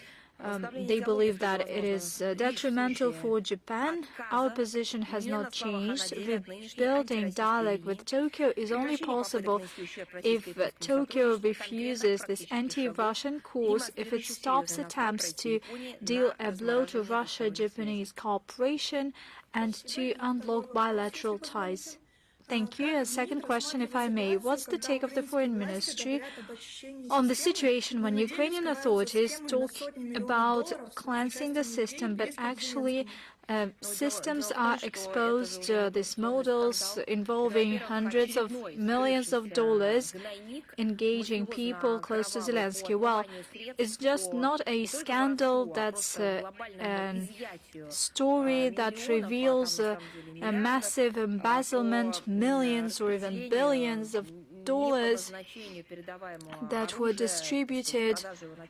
I'm talking about weapons that are circulating in black markets, and this led to the political disaster in Ukraine, and the waves of this political shock reached the countries that have supplied the Kiev regime without any verification and audit, without any accounting. They supplied it with weapons and money, and we had no doubts, even before that, Western-bred Kiev regime has long mastered the art of embezzling the huge sums of money, military, financial, economic, and humanitarian assistance. This is the embezzlement of public funds and bribery that we're talking about. Previously, they used to have such problems, but currently, the scale is unparalleled. It has become a truly international mafia entity. I'm talking about these representatives on the Bankover Street. And that is something that is closely associated with the governing machine in Ukraine. We're not just talking about individuals that used to steal something. We are talking about systemic driver in the state machine of Ukraine. It is closely linked to the Ukrainian political system, and it has ties with the external political actors. This scandal around the Mindich case exposed the model of stealing many millions allocated by the sponsors to the Kiev regime in order to strengthen its defense capacity, but in reality they used it to fight against Russia, and now we can see this proof of embezzlement and there will be even more questions regarding Zelensky. But I believe that the citizens of Western countries should ask their governments, first, why do they sponsor the Kiev regime? Secondly, where is the guarantee that this money will not be stolen? Third, where is the audit and verification systems? And fourth, this all has a terrorist component to it because the Zelensky regime carries out terrorist attacks against civilians and civil infrastructure. Thanks a lot, Madam Zakharova. Thank you, Xinhua News Agency. Are you here with us? Hello, Madam Zakharova, Xinhua News Agency. Recently, Japanese Prime Minister made provocative statements regarding Taiwan. She hinted that there is a possible military intervention in the Taiwan Strait. Despite the serious protest by China, Japan has not recognized its mistake. It refused to recall the statements that were made. Such actions by Japan is a serious violation by the international law and the norms of international relations. They significantly undermine the post-war world order. It is at odds with the One China principle and the spirit of four China-Japan political documents. What's your comment on that? Thank you. You said that Japan has not recognized this mistake so far. I'm sorry. Japan has not recognized the outcome of World War II. 80 years have passed. Japan still cannot recognize the outcome of World War II enshrined in the international law. Currently, Russia marks in various formats the 80th anniversary of the Nuremberg trials. You see, these outcomes are sacred to us. Building upon these outcomes, we developed the international law in many aspects. Many notions were formed for the first time there. 80 years on, Japan not just celebrates this date and has some awareness events, it is not willing to recognize all of it, and it's not because it recognizes the outcome of trials that took place in the Far East, not at all. It does not recognize the outcome of World War II at all whatsoever, and you say that it does not recognize the modern mistakes. Just count 80 years from these mistakes, and we'll see in 80 years' time whether it recognizes these mistakes. We see that lately the Taiwan topic is actively discussed in the international media space, and it has to do with twisting of facts and reality. It has nothing to do with the current state of affairs. A number of countries loudly claim their commitment to the One China principle. At the same time, they fuel tension in the Taiwan Strait.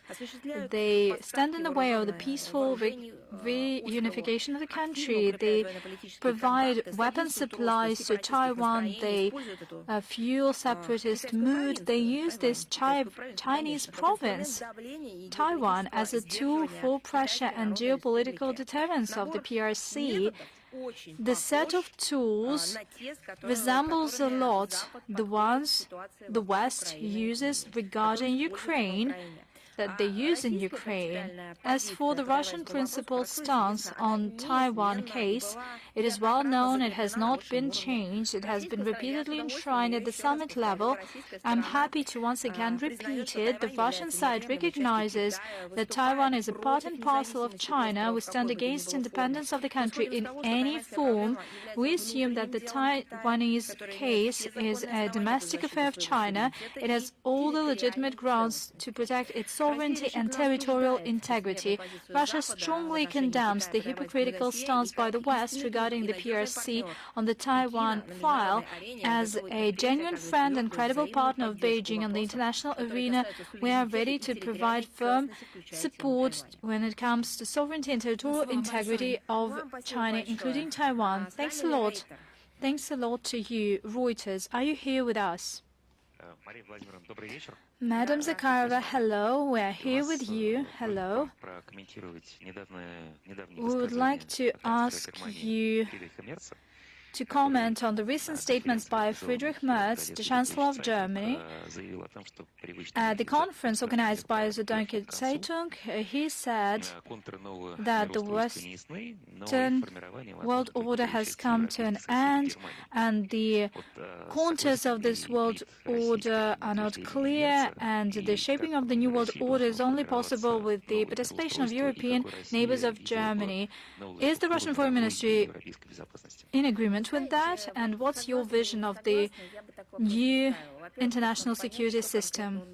Well, for starters, we need to understand what exactly he meant. What did he mean by saying that the ordinary, habitual state of affairs has come to an end?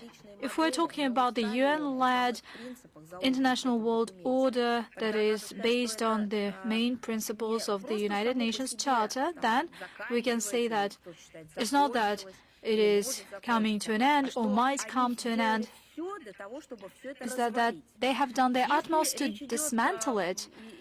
If we are talking about this habitual order, that is the order that's been shaped by the West to segregate people, to divide people into those who are entitled to have rights and freedoms, and the ones who can be exploited and used by all means. In this case, he should delve on that matter. Maybe he should seek repentance for this 100 years of ideology and say that, well, they refuse and reject this ideology. I would not dispute with him or agree with him or disagree. I believe that he needs to specify what exactly he meant. At the same time, we have our own opinion. This habitual order that is habitual to the West, the ones that they call the rules-based order, imposing rules, standards and norms that are developed without equal participation of all interested parties. That is exactly the approach that Germany and its European EU and NATO allies have been advancing in relations with third countries, and they've been advocating this in the international arena. In other words, that is the order building upon the right of the might, with all the emanating consequences. Given the drastic transformation of the modern world, such world order, namely the rules-based order, is doomed. Hardly anyone can claim that he cannot see this trend, because Russia has been saying that for quite some time. As a result, the Euro-Atlantic system that is habitual to Germany is becoming a thing of the past. The European security concept has lost every sense. It has failed. Namely, it is visible in terms of Ukraine. Once the West has unleashed an unprovoked hybrid aggression against Russia, allegedly as a response to the special military operation, although it was in the works for quite some time, it became clear that the previous security model building upon the Euro-Atlantic institutions ceased to exist. It simply collapsed, and current security system in Europe, while they try to make it seem that they created without Russia, but actually they build it against Russia, and the central element to that, as they see it, is the entirely hostile NATO bloc, hostile towards Russia, because this was the initial goal when it was first developed. That was stated by Friedrich Merz. At the same time, they accelerate the militarization of the EU, and there are bold statements that are made that soon there will be a big war against Russia. At the same time, NATO countries and the EU try to turn Eurasia into an arena of geopolitical confrontation, and the goal of these destructive actions is to preserve their dominance, as they believe that it is everlasting, but we believe that it has already faded away. And against this backdrop, Russia believes that our strategic framework and guideline is to shape a flexible and sustainable architecture of equal and indivisible security and cooperation in Eurasia that would fit modern challenges. That is the initiative proposed by President Putin of Russia. The all-Eurasian continental approach provides for account for legitimate aspirations of all Eurasian states and building upon the fair balance of these aspirations. That is the idea behind Russia-Belarus idea of the European Charter of Diversity and Multipolarity in the 21st century. That is to outline the principles of interstate communication and security. As you know, Sergei Lavrov, Foreign Minister Lavrov, came up with these proposals at the third Minsk Conference on Eurasian Security. We will definitely provide you with the link, and we're also talking about other materials that you can study in the section Eurasian Security. We'll provide you with the link. So if we have a broader look, Russia has a clear idea of the image of the future in the concept of foreign policy of the Russian Federation as the framework task of forming a multipolar world order and its desirable parameters. We have already mentioned its key principles. I would repeat them: sovereign equality of states, non-interference in domestic affairs of independent countries, the right to choose the model of its development, and cultural and linguistic diversity, civilizational diversity of the world. Thank you very much, Madam Zakharova. Thank you very much. Is news.ru with us? Yes, news.ru is with you. We have two questions. The first one, just a second.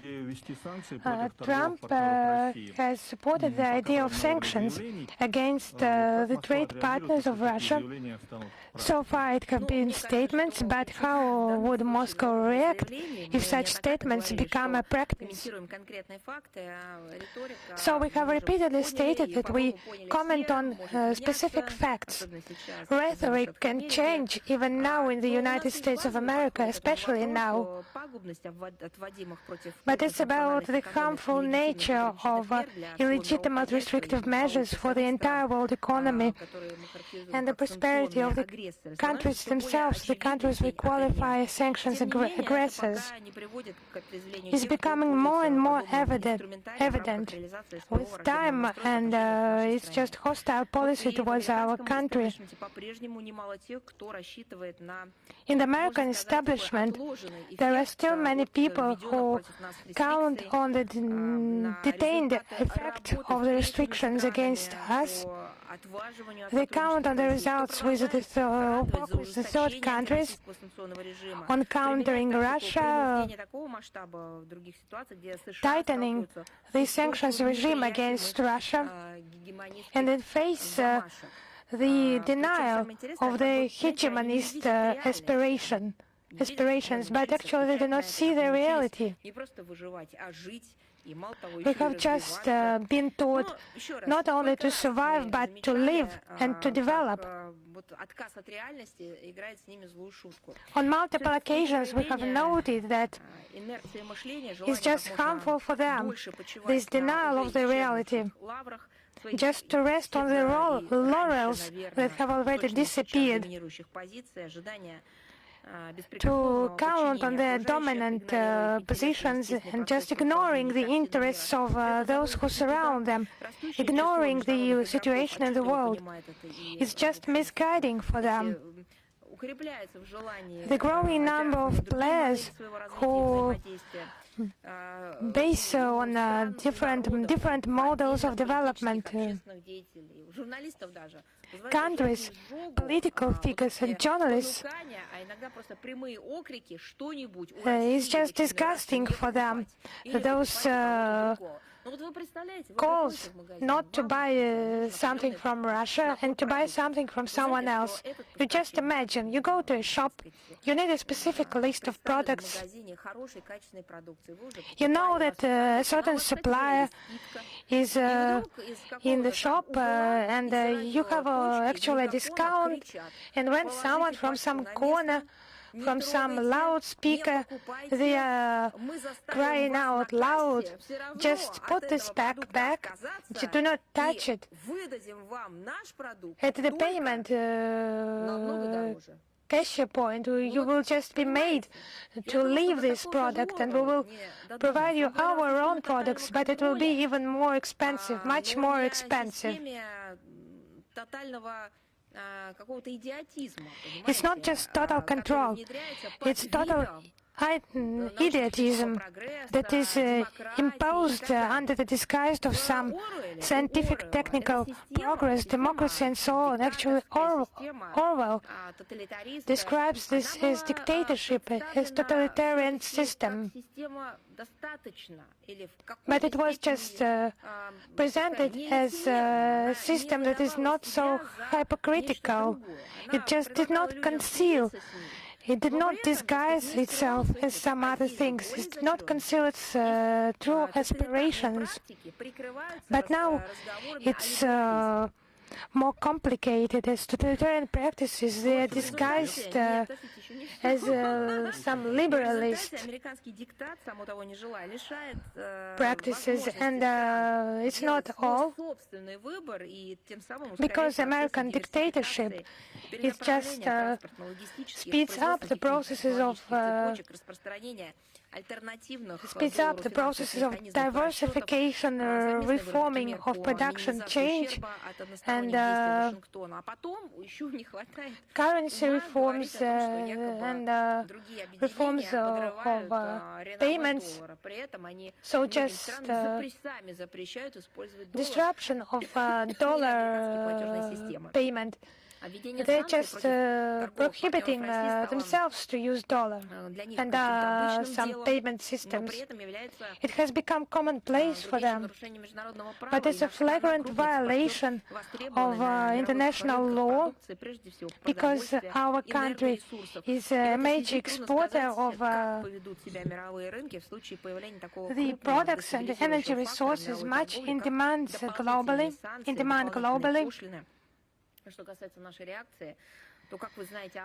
And it's difficult to predict how global market will react to additional sanctions and customs duties. We will continue to develop our economic ties with the interested states based on our own interests and not intimidations from the third countries. Our next question is about France this year not inviting again our representatives to the ceremony dedicated to the end of the First World War.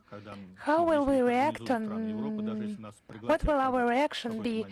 Should our country participate in similar events, even if our country at some moment is invited there? Yes, I would confirm that, as Paris once again did not invite our representatives to the celebration, the ceremony for the First World War Victory Day. It's just hypocrisy. It was also about the ceremonies related to the Second World War. It's an attempt to forget about the immortal feats of our soldiers, to whom the entire Europe is obliged with its entire existence. It's just petty. It's undignified for such a country that has such pretenses to be a great power and is a permanent member of the UN Security Council.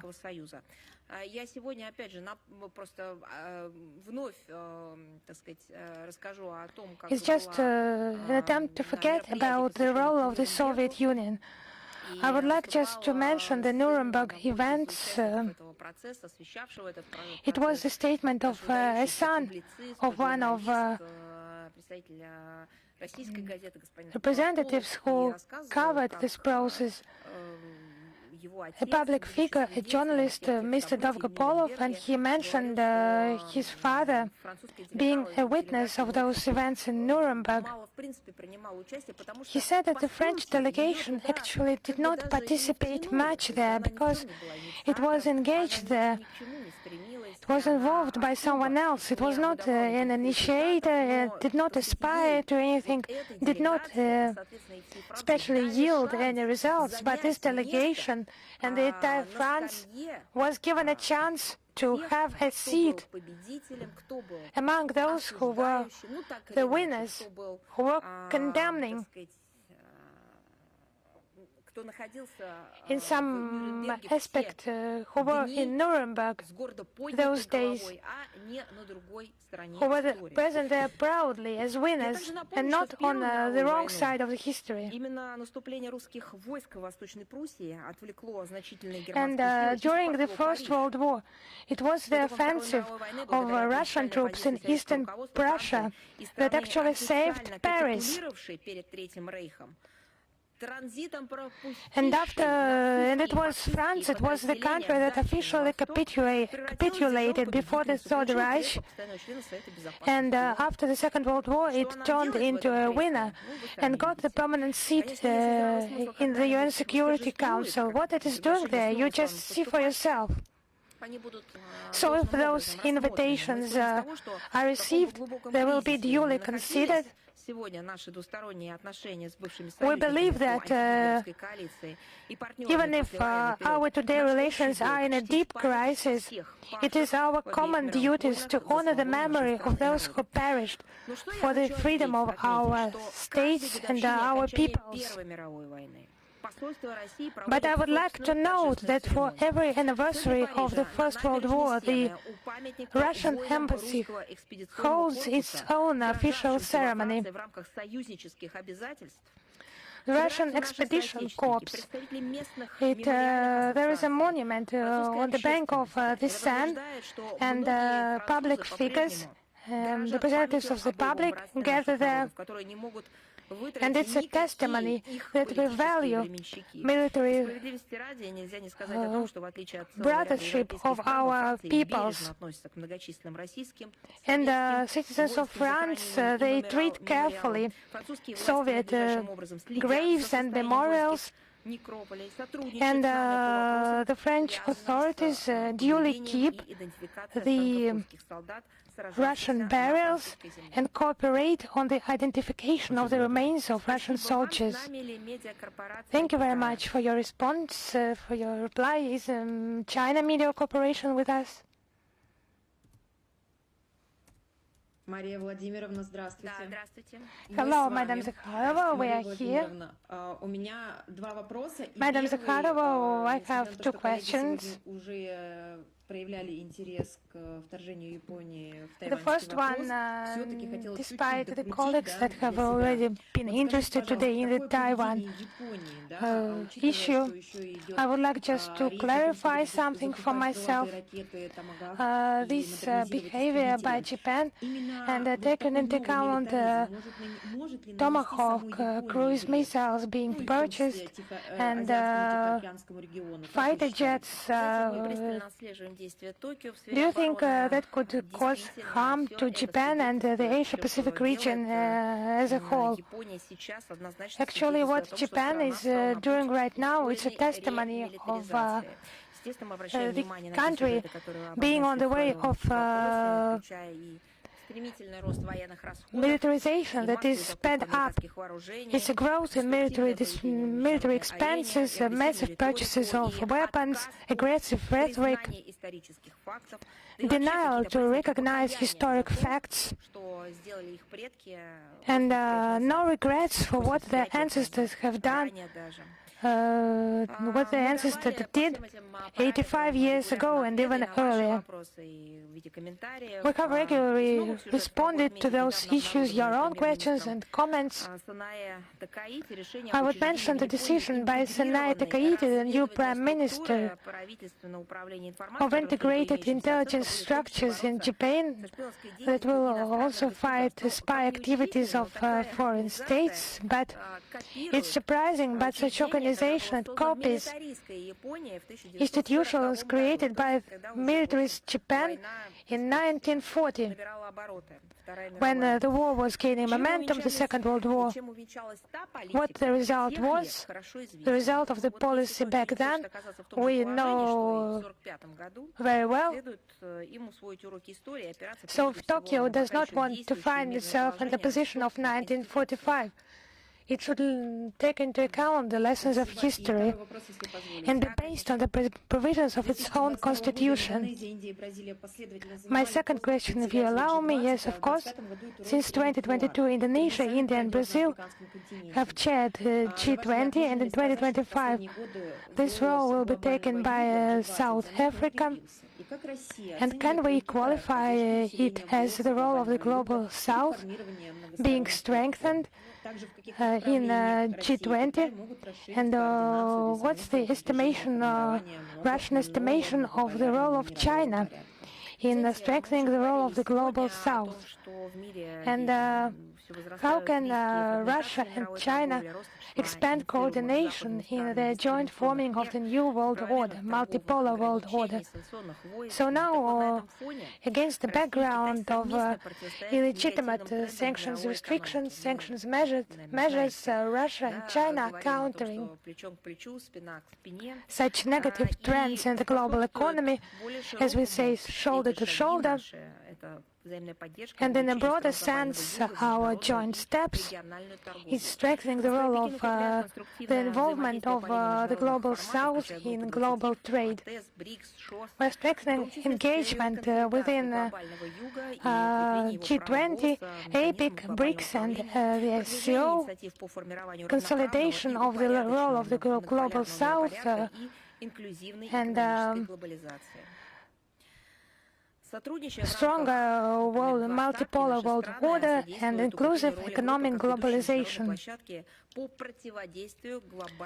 Our cooperation within the G20 is the role of the group as a leading platform for countering global financial and economic challenges and strengthening the just, fair, balanced global order. So it's about strengthening the role of South Africa in G20 and in BRICS. We are ready to support our African friends in many ways. Coordination between Moscow and Beijing is also done within the framework of APEC, which China will chair in 2026. We will further promote portraiture landmarks of the development of APEC until 2040, and we will further facilitate Asia-Pacific integration. Is Vestnik Kavkaza with us? Yes, hello, Madam Zakharova. We would like to ask a question about 3+3 meeting and the participation of the Russian side in that, and what's the significance that is given by Russia to 3+3 format. The Istanbul meeting that was held on the 18th of October 2024 among heads of the 3+3 format. The next ministerial meeting will be held in Baku or Yerevan, and we hope that Azerbaijani and Armenian partners will be able to determine who will hold the event this year, who will hold it next year. We will support the joint decision of the colleagues. There have been meetings in Abu Dhabi, Washington, Dushanbe, and we hope that such contacts will facilitate the resolution of this issue. As for our vision of 3+3 format, you know it includes Azerbaijan, Armenia, Georgia, Russia, Iran and Turkey. The development of the format continues. There have been 3 meetings. It's based on the principle of regional solutions to regional problems. It's about the cooperation and economy, energy, transport, culture, and active participation of all members, including Georgia, for whom the doors are open. It will facilitate stability and prosperity of the entire region. Thank you very much. Thank you. Посольская жизнь, are you here with us? Hello, Madam Zakharova. Hello, fellow colleagues.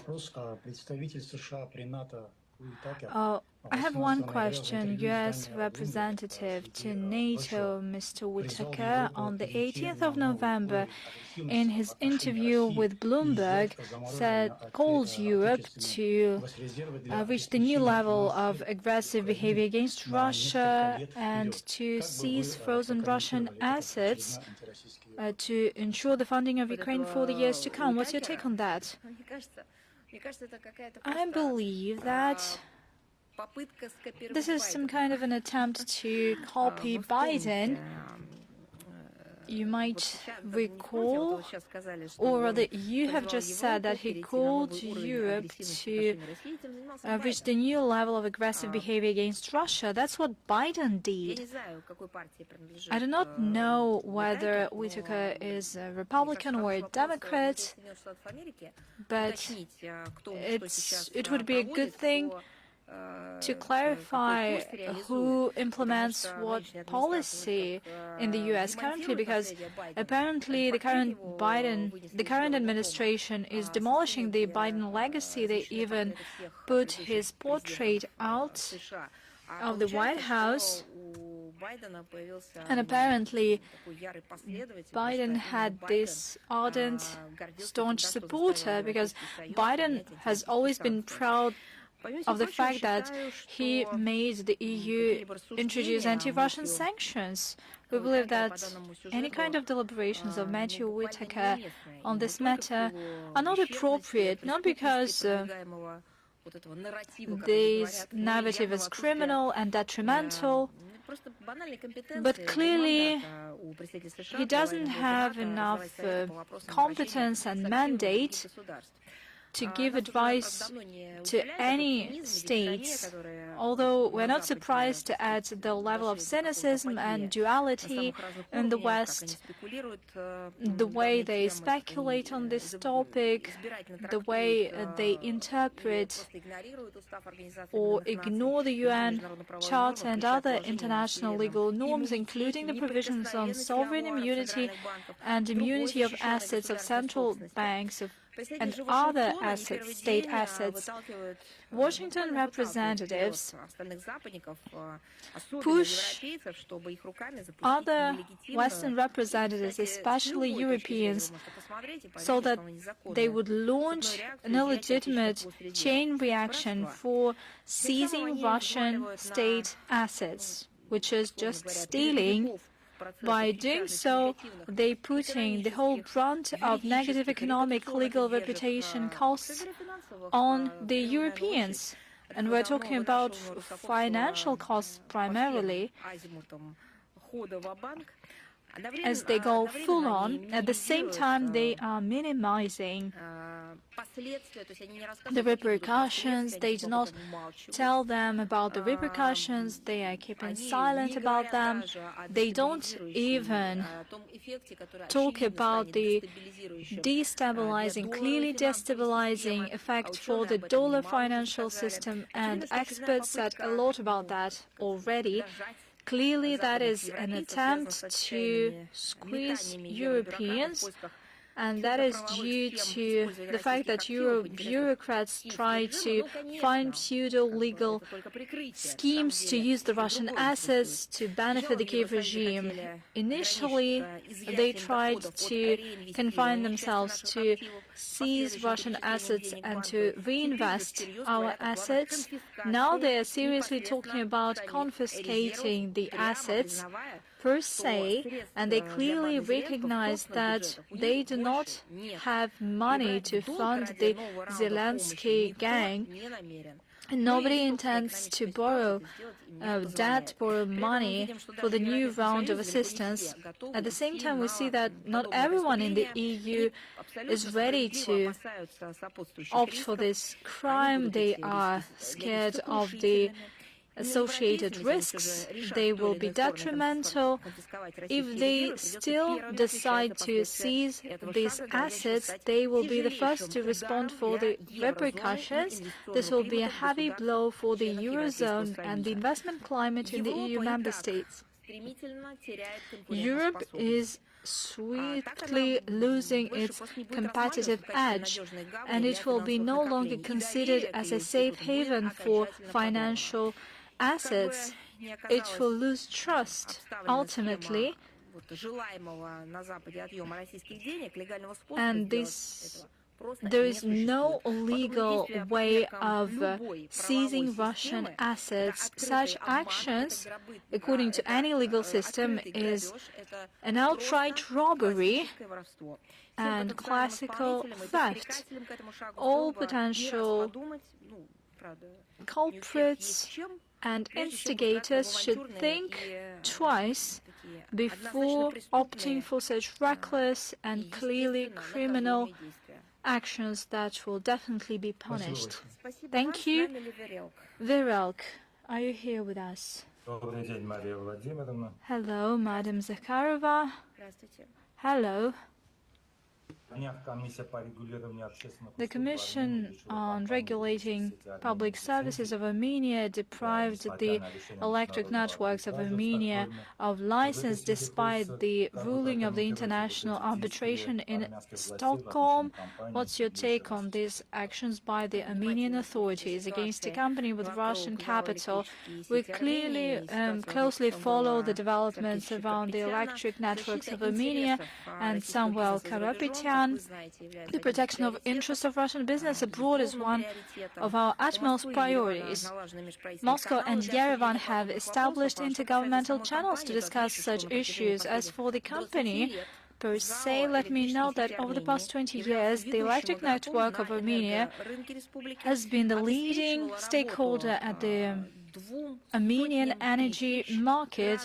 It provided jobs for 200,000 citizens. It paid taxes duly. Let me remind you that 10 years ago, Samuel Karapetyan became the leader of the company, and he paid out of his pocket, together with the government of Armenia, to make up for the gap due to the increased energy tariffs for the population and small business. Just to give you an example, from 2017 to 2023, to update infrastructure, the company spent almost $700 million. If we're talking in more specific terms, it spent over $680 million USD. From 2024 to 2034, they planned the investment worth $795 million. Certainly, we do hope that new managers that are appointed by the Armenian authorities will be capable to provide more efficient models of governance, but you should judge by specific actions. Thank you. Thank you. Lenta.ru. Are you here with us? Hello. Good evening. I have one question. Thank you. Thank you for that. Head of the Polish military said that some kind of an enemy is looming. And what's your take on that? Who is this mysterious enemy, in your view? I've heard these statements. They can feel that the enemy is close and this enemy cannot be named. If you see things, then you need to pray for the Lord. We see that Polish authorities are intimidating their own citizens with threats that do not exist. I can only say that if they scare their people with Russia, they need to make a footnote or to say straight away that Warsaw is the one who severed relations with Russia. Currently, they have shut down another consulate general. Who initiated that? It was not Russia, definitely. Who closed consulates before that? It was Warsaw. Who supplies the Kiev regime with weaponry against Russia? Who participated in the anti-constitutional coup in Ukraine? It was Poland. What is the action by Russia that can be called a threat from an unnamed enemy? Name at least one action. They cannot do that. If they fulfill somebody's order, if they implement the will of other countries, or simply their own political interests, or probably they get benefits from the West for that. They simply need to say it directly. They need not invent some hybrid language for that.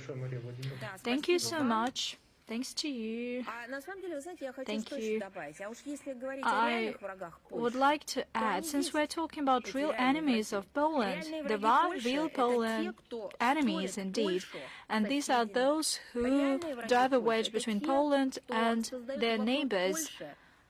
The ones who create this belt of instability around Poland as they feel contacts on the European continent. The real enemies of Poland are those who do not let Poland use the resources of neighboring countries to trade with neighboring countries, to actively develop the markets, import markets and export markets, to develop their cooperation, industrial cooperation. These are real enemies of Poland. Those who do their utmost to deprive the European continent from common, indivisible security in order to push Western Europe against Central Europe ad infinitum and against the eastern part of Eurasia, so that Eurasia would not be brought together within the common cooperation. And these are real enemies of Poland and of the Polish people. They should definitely find and search for them inside their society and outside them. I named them, unlike the head of the Polish General Staff, General Kukula. Голос Отечества, are you here with us? Hello, Madam Zakharova, we are here with you, Anastasia Abramova.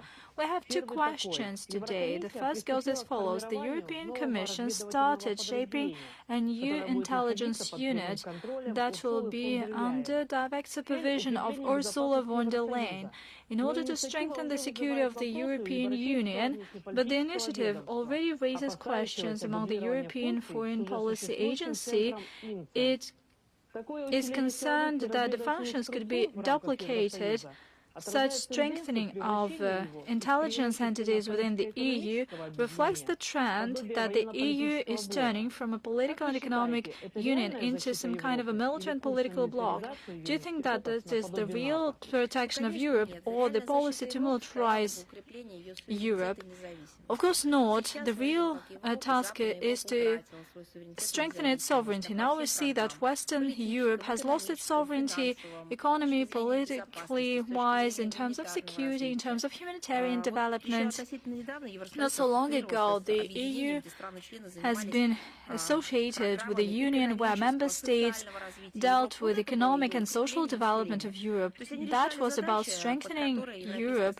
They addressed tasks that were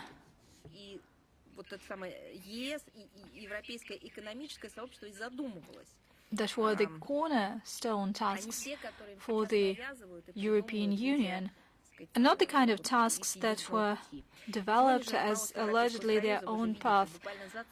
Today, the EU leadership is obsessed with political issues and aggressive means to put them into practice. We're talking about the militarization of key institutions and industrial capabilities, turning the EU into a military and political bloc or an economic unit of NATO.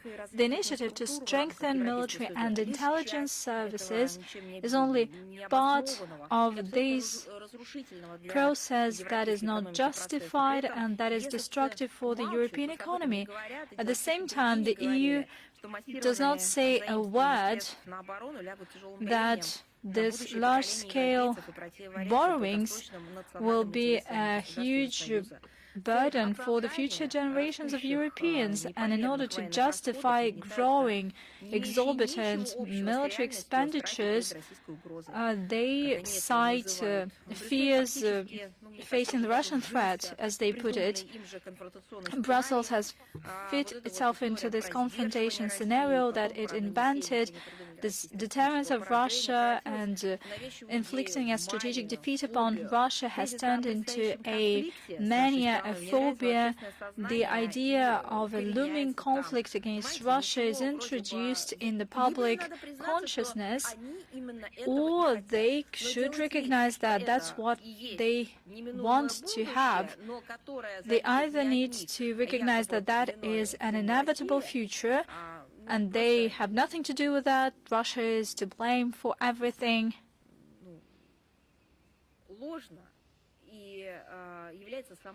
And they should recognize that that is a lie. The alarmist military rhetorics and the manipulation of fear among the population is something that is actively used by European political elites in order to distract the public from social and economic issues, to fight domestic political opponents, to oppress dissent, and to keep themselves in power at the end of the day. Thank you for your answer. And the second question, if I may, what's your take on Russia-Greek relations at this stage in time, given the following fact? Prime Minister of Greece, Kyriakos Mitsotakis, and Zelensky, who came recently to Athens, discussed cooperation in defense and agreed to cooperate in the development and the use of naval drones. Actually, a new stage has started, although previously there were problems, but this stage has started in 2022. The Greek government pursues a confrontational course against Russia. Just to give you an example, Athens were the first to send weapons and munitions to Ukraine, and the Ukrainian armed forces use it daily against civilians in Donbas, Zaporozhye, Kherson region, Crimea, and other regions of our country. Despite the fact that for many centuries the Greek diaspora has been living there, it is huge, it is peaceful, they love their historical motherland, they love their country. And for all their lives, they've been strengthening contacts and ties. It has never instigated any negative scenarios and trends. However, Athens didn't think about them. They didn't think that their brothers and sisters lived there. They have ties with their families in Greece. Due to actions of Athens, they have a lot of problems or even challenges for their health and life. And another case in point is the arrangement with the Nazi Kiev regime on the 17th of November on the development of use of naval drones. And this step, just like other anti-Russian actions by the collective West, in order to inflict a strategic defeat of Russia on the battlefield, was assessed by the Russian side, and you will also get the appropriate response. Thank you for your question. We have our shared motherland. Rudolf, are you here with us? Yes, I am with you. Thanks a lot for giving me the opportunity. I have Yes, hello. My first one is that on Monday, Russian foreign minister and his Iranian counterpart held a phone call. Part of their discussion was Iranian nuclear program and the negotiations related to that. As Russia, how do you support Iran to enter the negotiations again with International Atomic Energy Agency and Western countries? How could you ensure that they will not be attacked while being in the negotiations? Russia remains firmly committed to an active search for political and diplomatic solutions regarding the settlement around the Iranian nuclear program. We have repeatedly warned that military provocations are dangerous. They create stability and security threats in the Middle East, and we focused that military strikes against nuclear facilities, especially under the IAEA guarantees, are unacceptable. The U.S. actions and the actions of their like-minded nations that cynically claimed that West Jerusalem has the right to have preventive strikes on the Islamic Republic of Iran for self-defense, that's how they put it, not only led to the dire crisis in the international non-proliferation regime, they simply undermined the framework of the non-proliferation treaty that Tehran has always strictly respected. And by the way, the international community confirmed that always, including the IAEA. We pay tribute to the position of the Iranian side, despite the external forces by hook or by crook to sow discord in the Iranian society. It sticks to the policy, namely, it's best to reach an agreement than to wage a war, and the national interest could be efficiently defended at the negotiating table if the dialogue is on an equal footing and if a due account for mutual concerns is taken into account. In order to change the situation, in order to launch this process, Iranians need to have ironclad guarantees that their nuclear infrastructure facilities would not face missile strikes once again. Basically, there is nothing unnatural in their demands. Everything falls within the classic diplomacy framework, and you can use it in a constructive way if Western colleagues are committed to constructive political work. The Western countries should get rid of the language of sanctions, ultimatums, destructions. They get back to diplomacy, and building upon that, they should reach an agreement to overcome any suspicions regarding the Iranian nuclear program, paying due respect for the international law and including the right of Iran to enrich uranium under international control. That is something that all efforts should be focused on. My second question is that some of Russian oil companies has been sanctioned by the U.S. and other Western countries. How do you ensure that these sanctions will have no effect on the oil and gas production by those companies in Iraq? You know, this question, it falls within the scope of the economic operators themselves. I would recommend you to request their comment. We can provide you their contacts. But I would remind that yesterday this issue was commented by Alexander Novak, deputy head of government of the Russian Federation. He said that anti-Russian sanctions did not influence oil production in Russia. There is no decrease in oil production on daily statistics, and the total volume is even bigger than last month, and there were currently no corrections, and there is other quotation that Russia is not going to voluntarily cut oil production and works within the agreements of OPEC+. My last question is that President Vladimir Putin awarded Mr. Rashad Milan a medal, and you have been talking about your relations with KRG in Iraq and other Kurdish parties and forces. How do you see the role of Kurdish people in Russia? In which fields do you think they might have the most impact? Also, how will you try to improve your relations with Kurdish parties and authorities in the Middle East?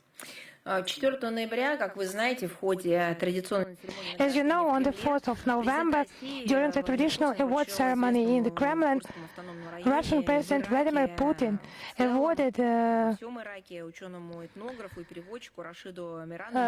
Rashid Miran, a well-known ethnographer and translator, well-known in the Kurdish Autonomous Region and in Iraq as a whole.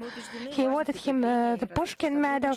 He is renowned for his input into the popularization of the Russian language and Russian culture, and we are interested in closer interaction of people of Russia and Iraq in other areas as well, and we engage closely with the authorities of Iraq and with the leading politicians of this country, including, of course, the Kurdish forces. As you know, Russia is a multinational state, and among them a major place is held by the 50,000 Kurdish community. And if we're talking about external countries, foreign states where the Kurds reside, and for us as Russian citizens who have all the possibilities, opportunities to keep their culture, who are proud of their culture. And the Russian legislation and the policy of our country facilitates that in all the means possible. Actually, I have many people I know who are Kurds, who are citizens of our country, who live in our country. Have a nice day. Спасибо вам большое. До свидания. С нами ли автор И? Thank you very much. Goodbye. Is author I with us? Yes, hello. That's author I here. You have already replied in detail about the shipments of Rafale fighter jets by France. And regarding vivid failure of MI6 operation, regarding stealing of Kinjal hypersonic missile in Romania, so London keeps silent about that. Do they have any reaction? Are you aware of some reaction of theirs? Actually, it's obvious, but regarding the actions by France, I would assess those actions as monkey business. Those promises to ship hundreds, as they say, Rafale fighter jets. So if you translate it into Russian, it's some emptiness.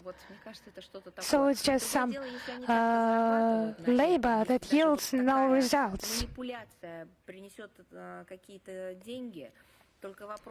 But if they earn something of that, if such manipulation brings some money, but the question is which money and to whom? Excuse me, for the European security, those shipments, how dangerous are they? But you know, whoever makes such statements, our statements are the same. Whatever is shipped to Ukraine with the aim of strikes against Russia, with the aim of terrorist attacks, we will consider that as a legal aim.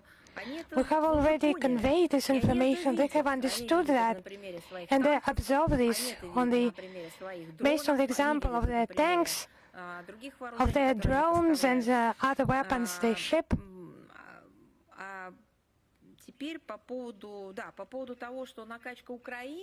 Now regarding heavy supplies of weapons to Ukraine, as they said that it will bring the peace closer. There is a caricature about a wolf hugging a sheep and telling, "Poor thing, you are cold. I will make you warmer, and for that I will eat you, for you not to be cold. And that's the same thing. To bring the peace closer, to dissuade the Kiev regime, to prevent their participation in negotiations, and supplying weapons with the understanding that it kills the citizens of Ukraine. So it's a staged story, explanation for their own citizens. Those who are guided by such logics or do not understand the genesis of the Ukrainian conflict, the grounds for the Russian special military operation beginning, they're just hypocritical, or they pursue their own basic interests. And any observer who is impartial understands that in the West, books are published on that crisis. Italy, France, Chile, and other countries in the world. They publish books, and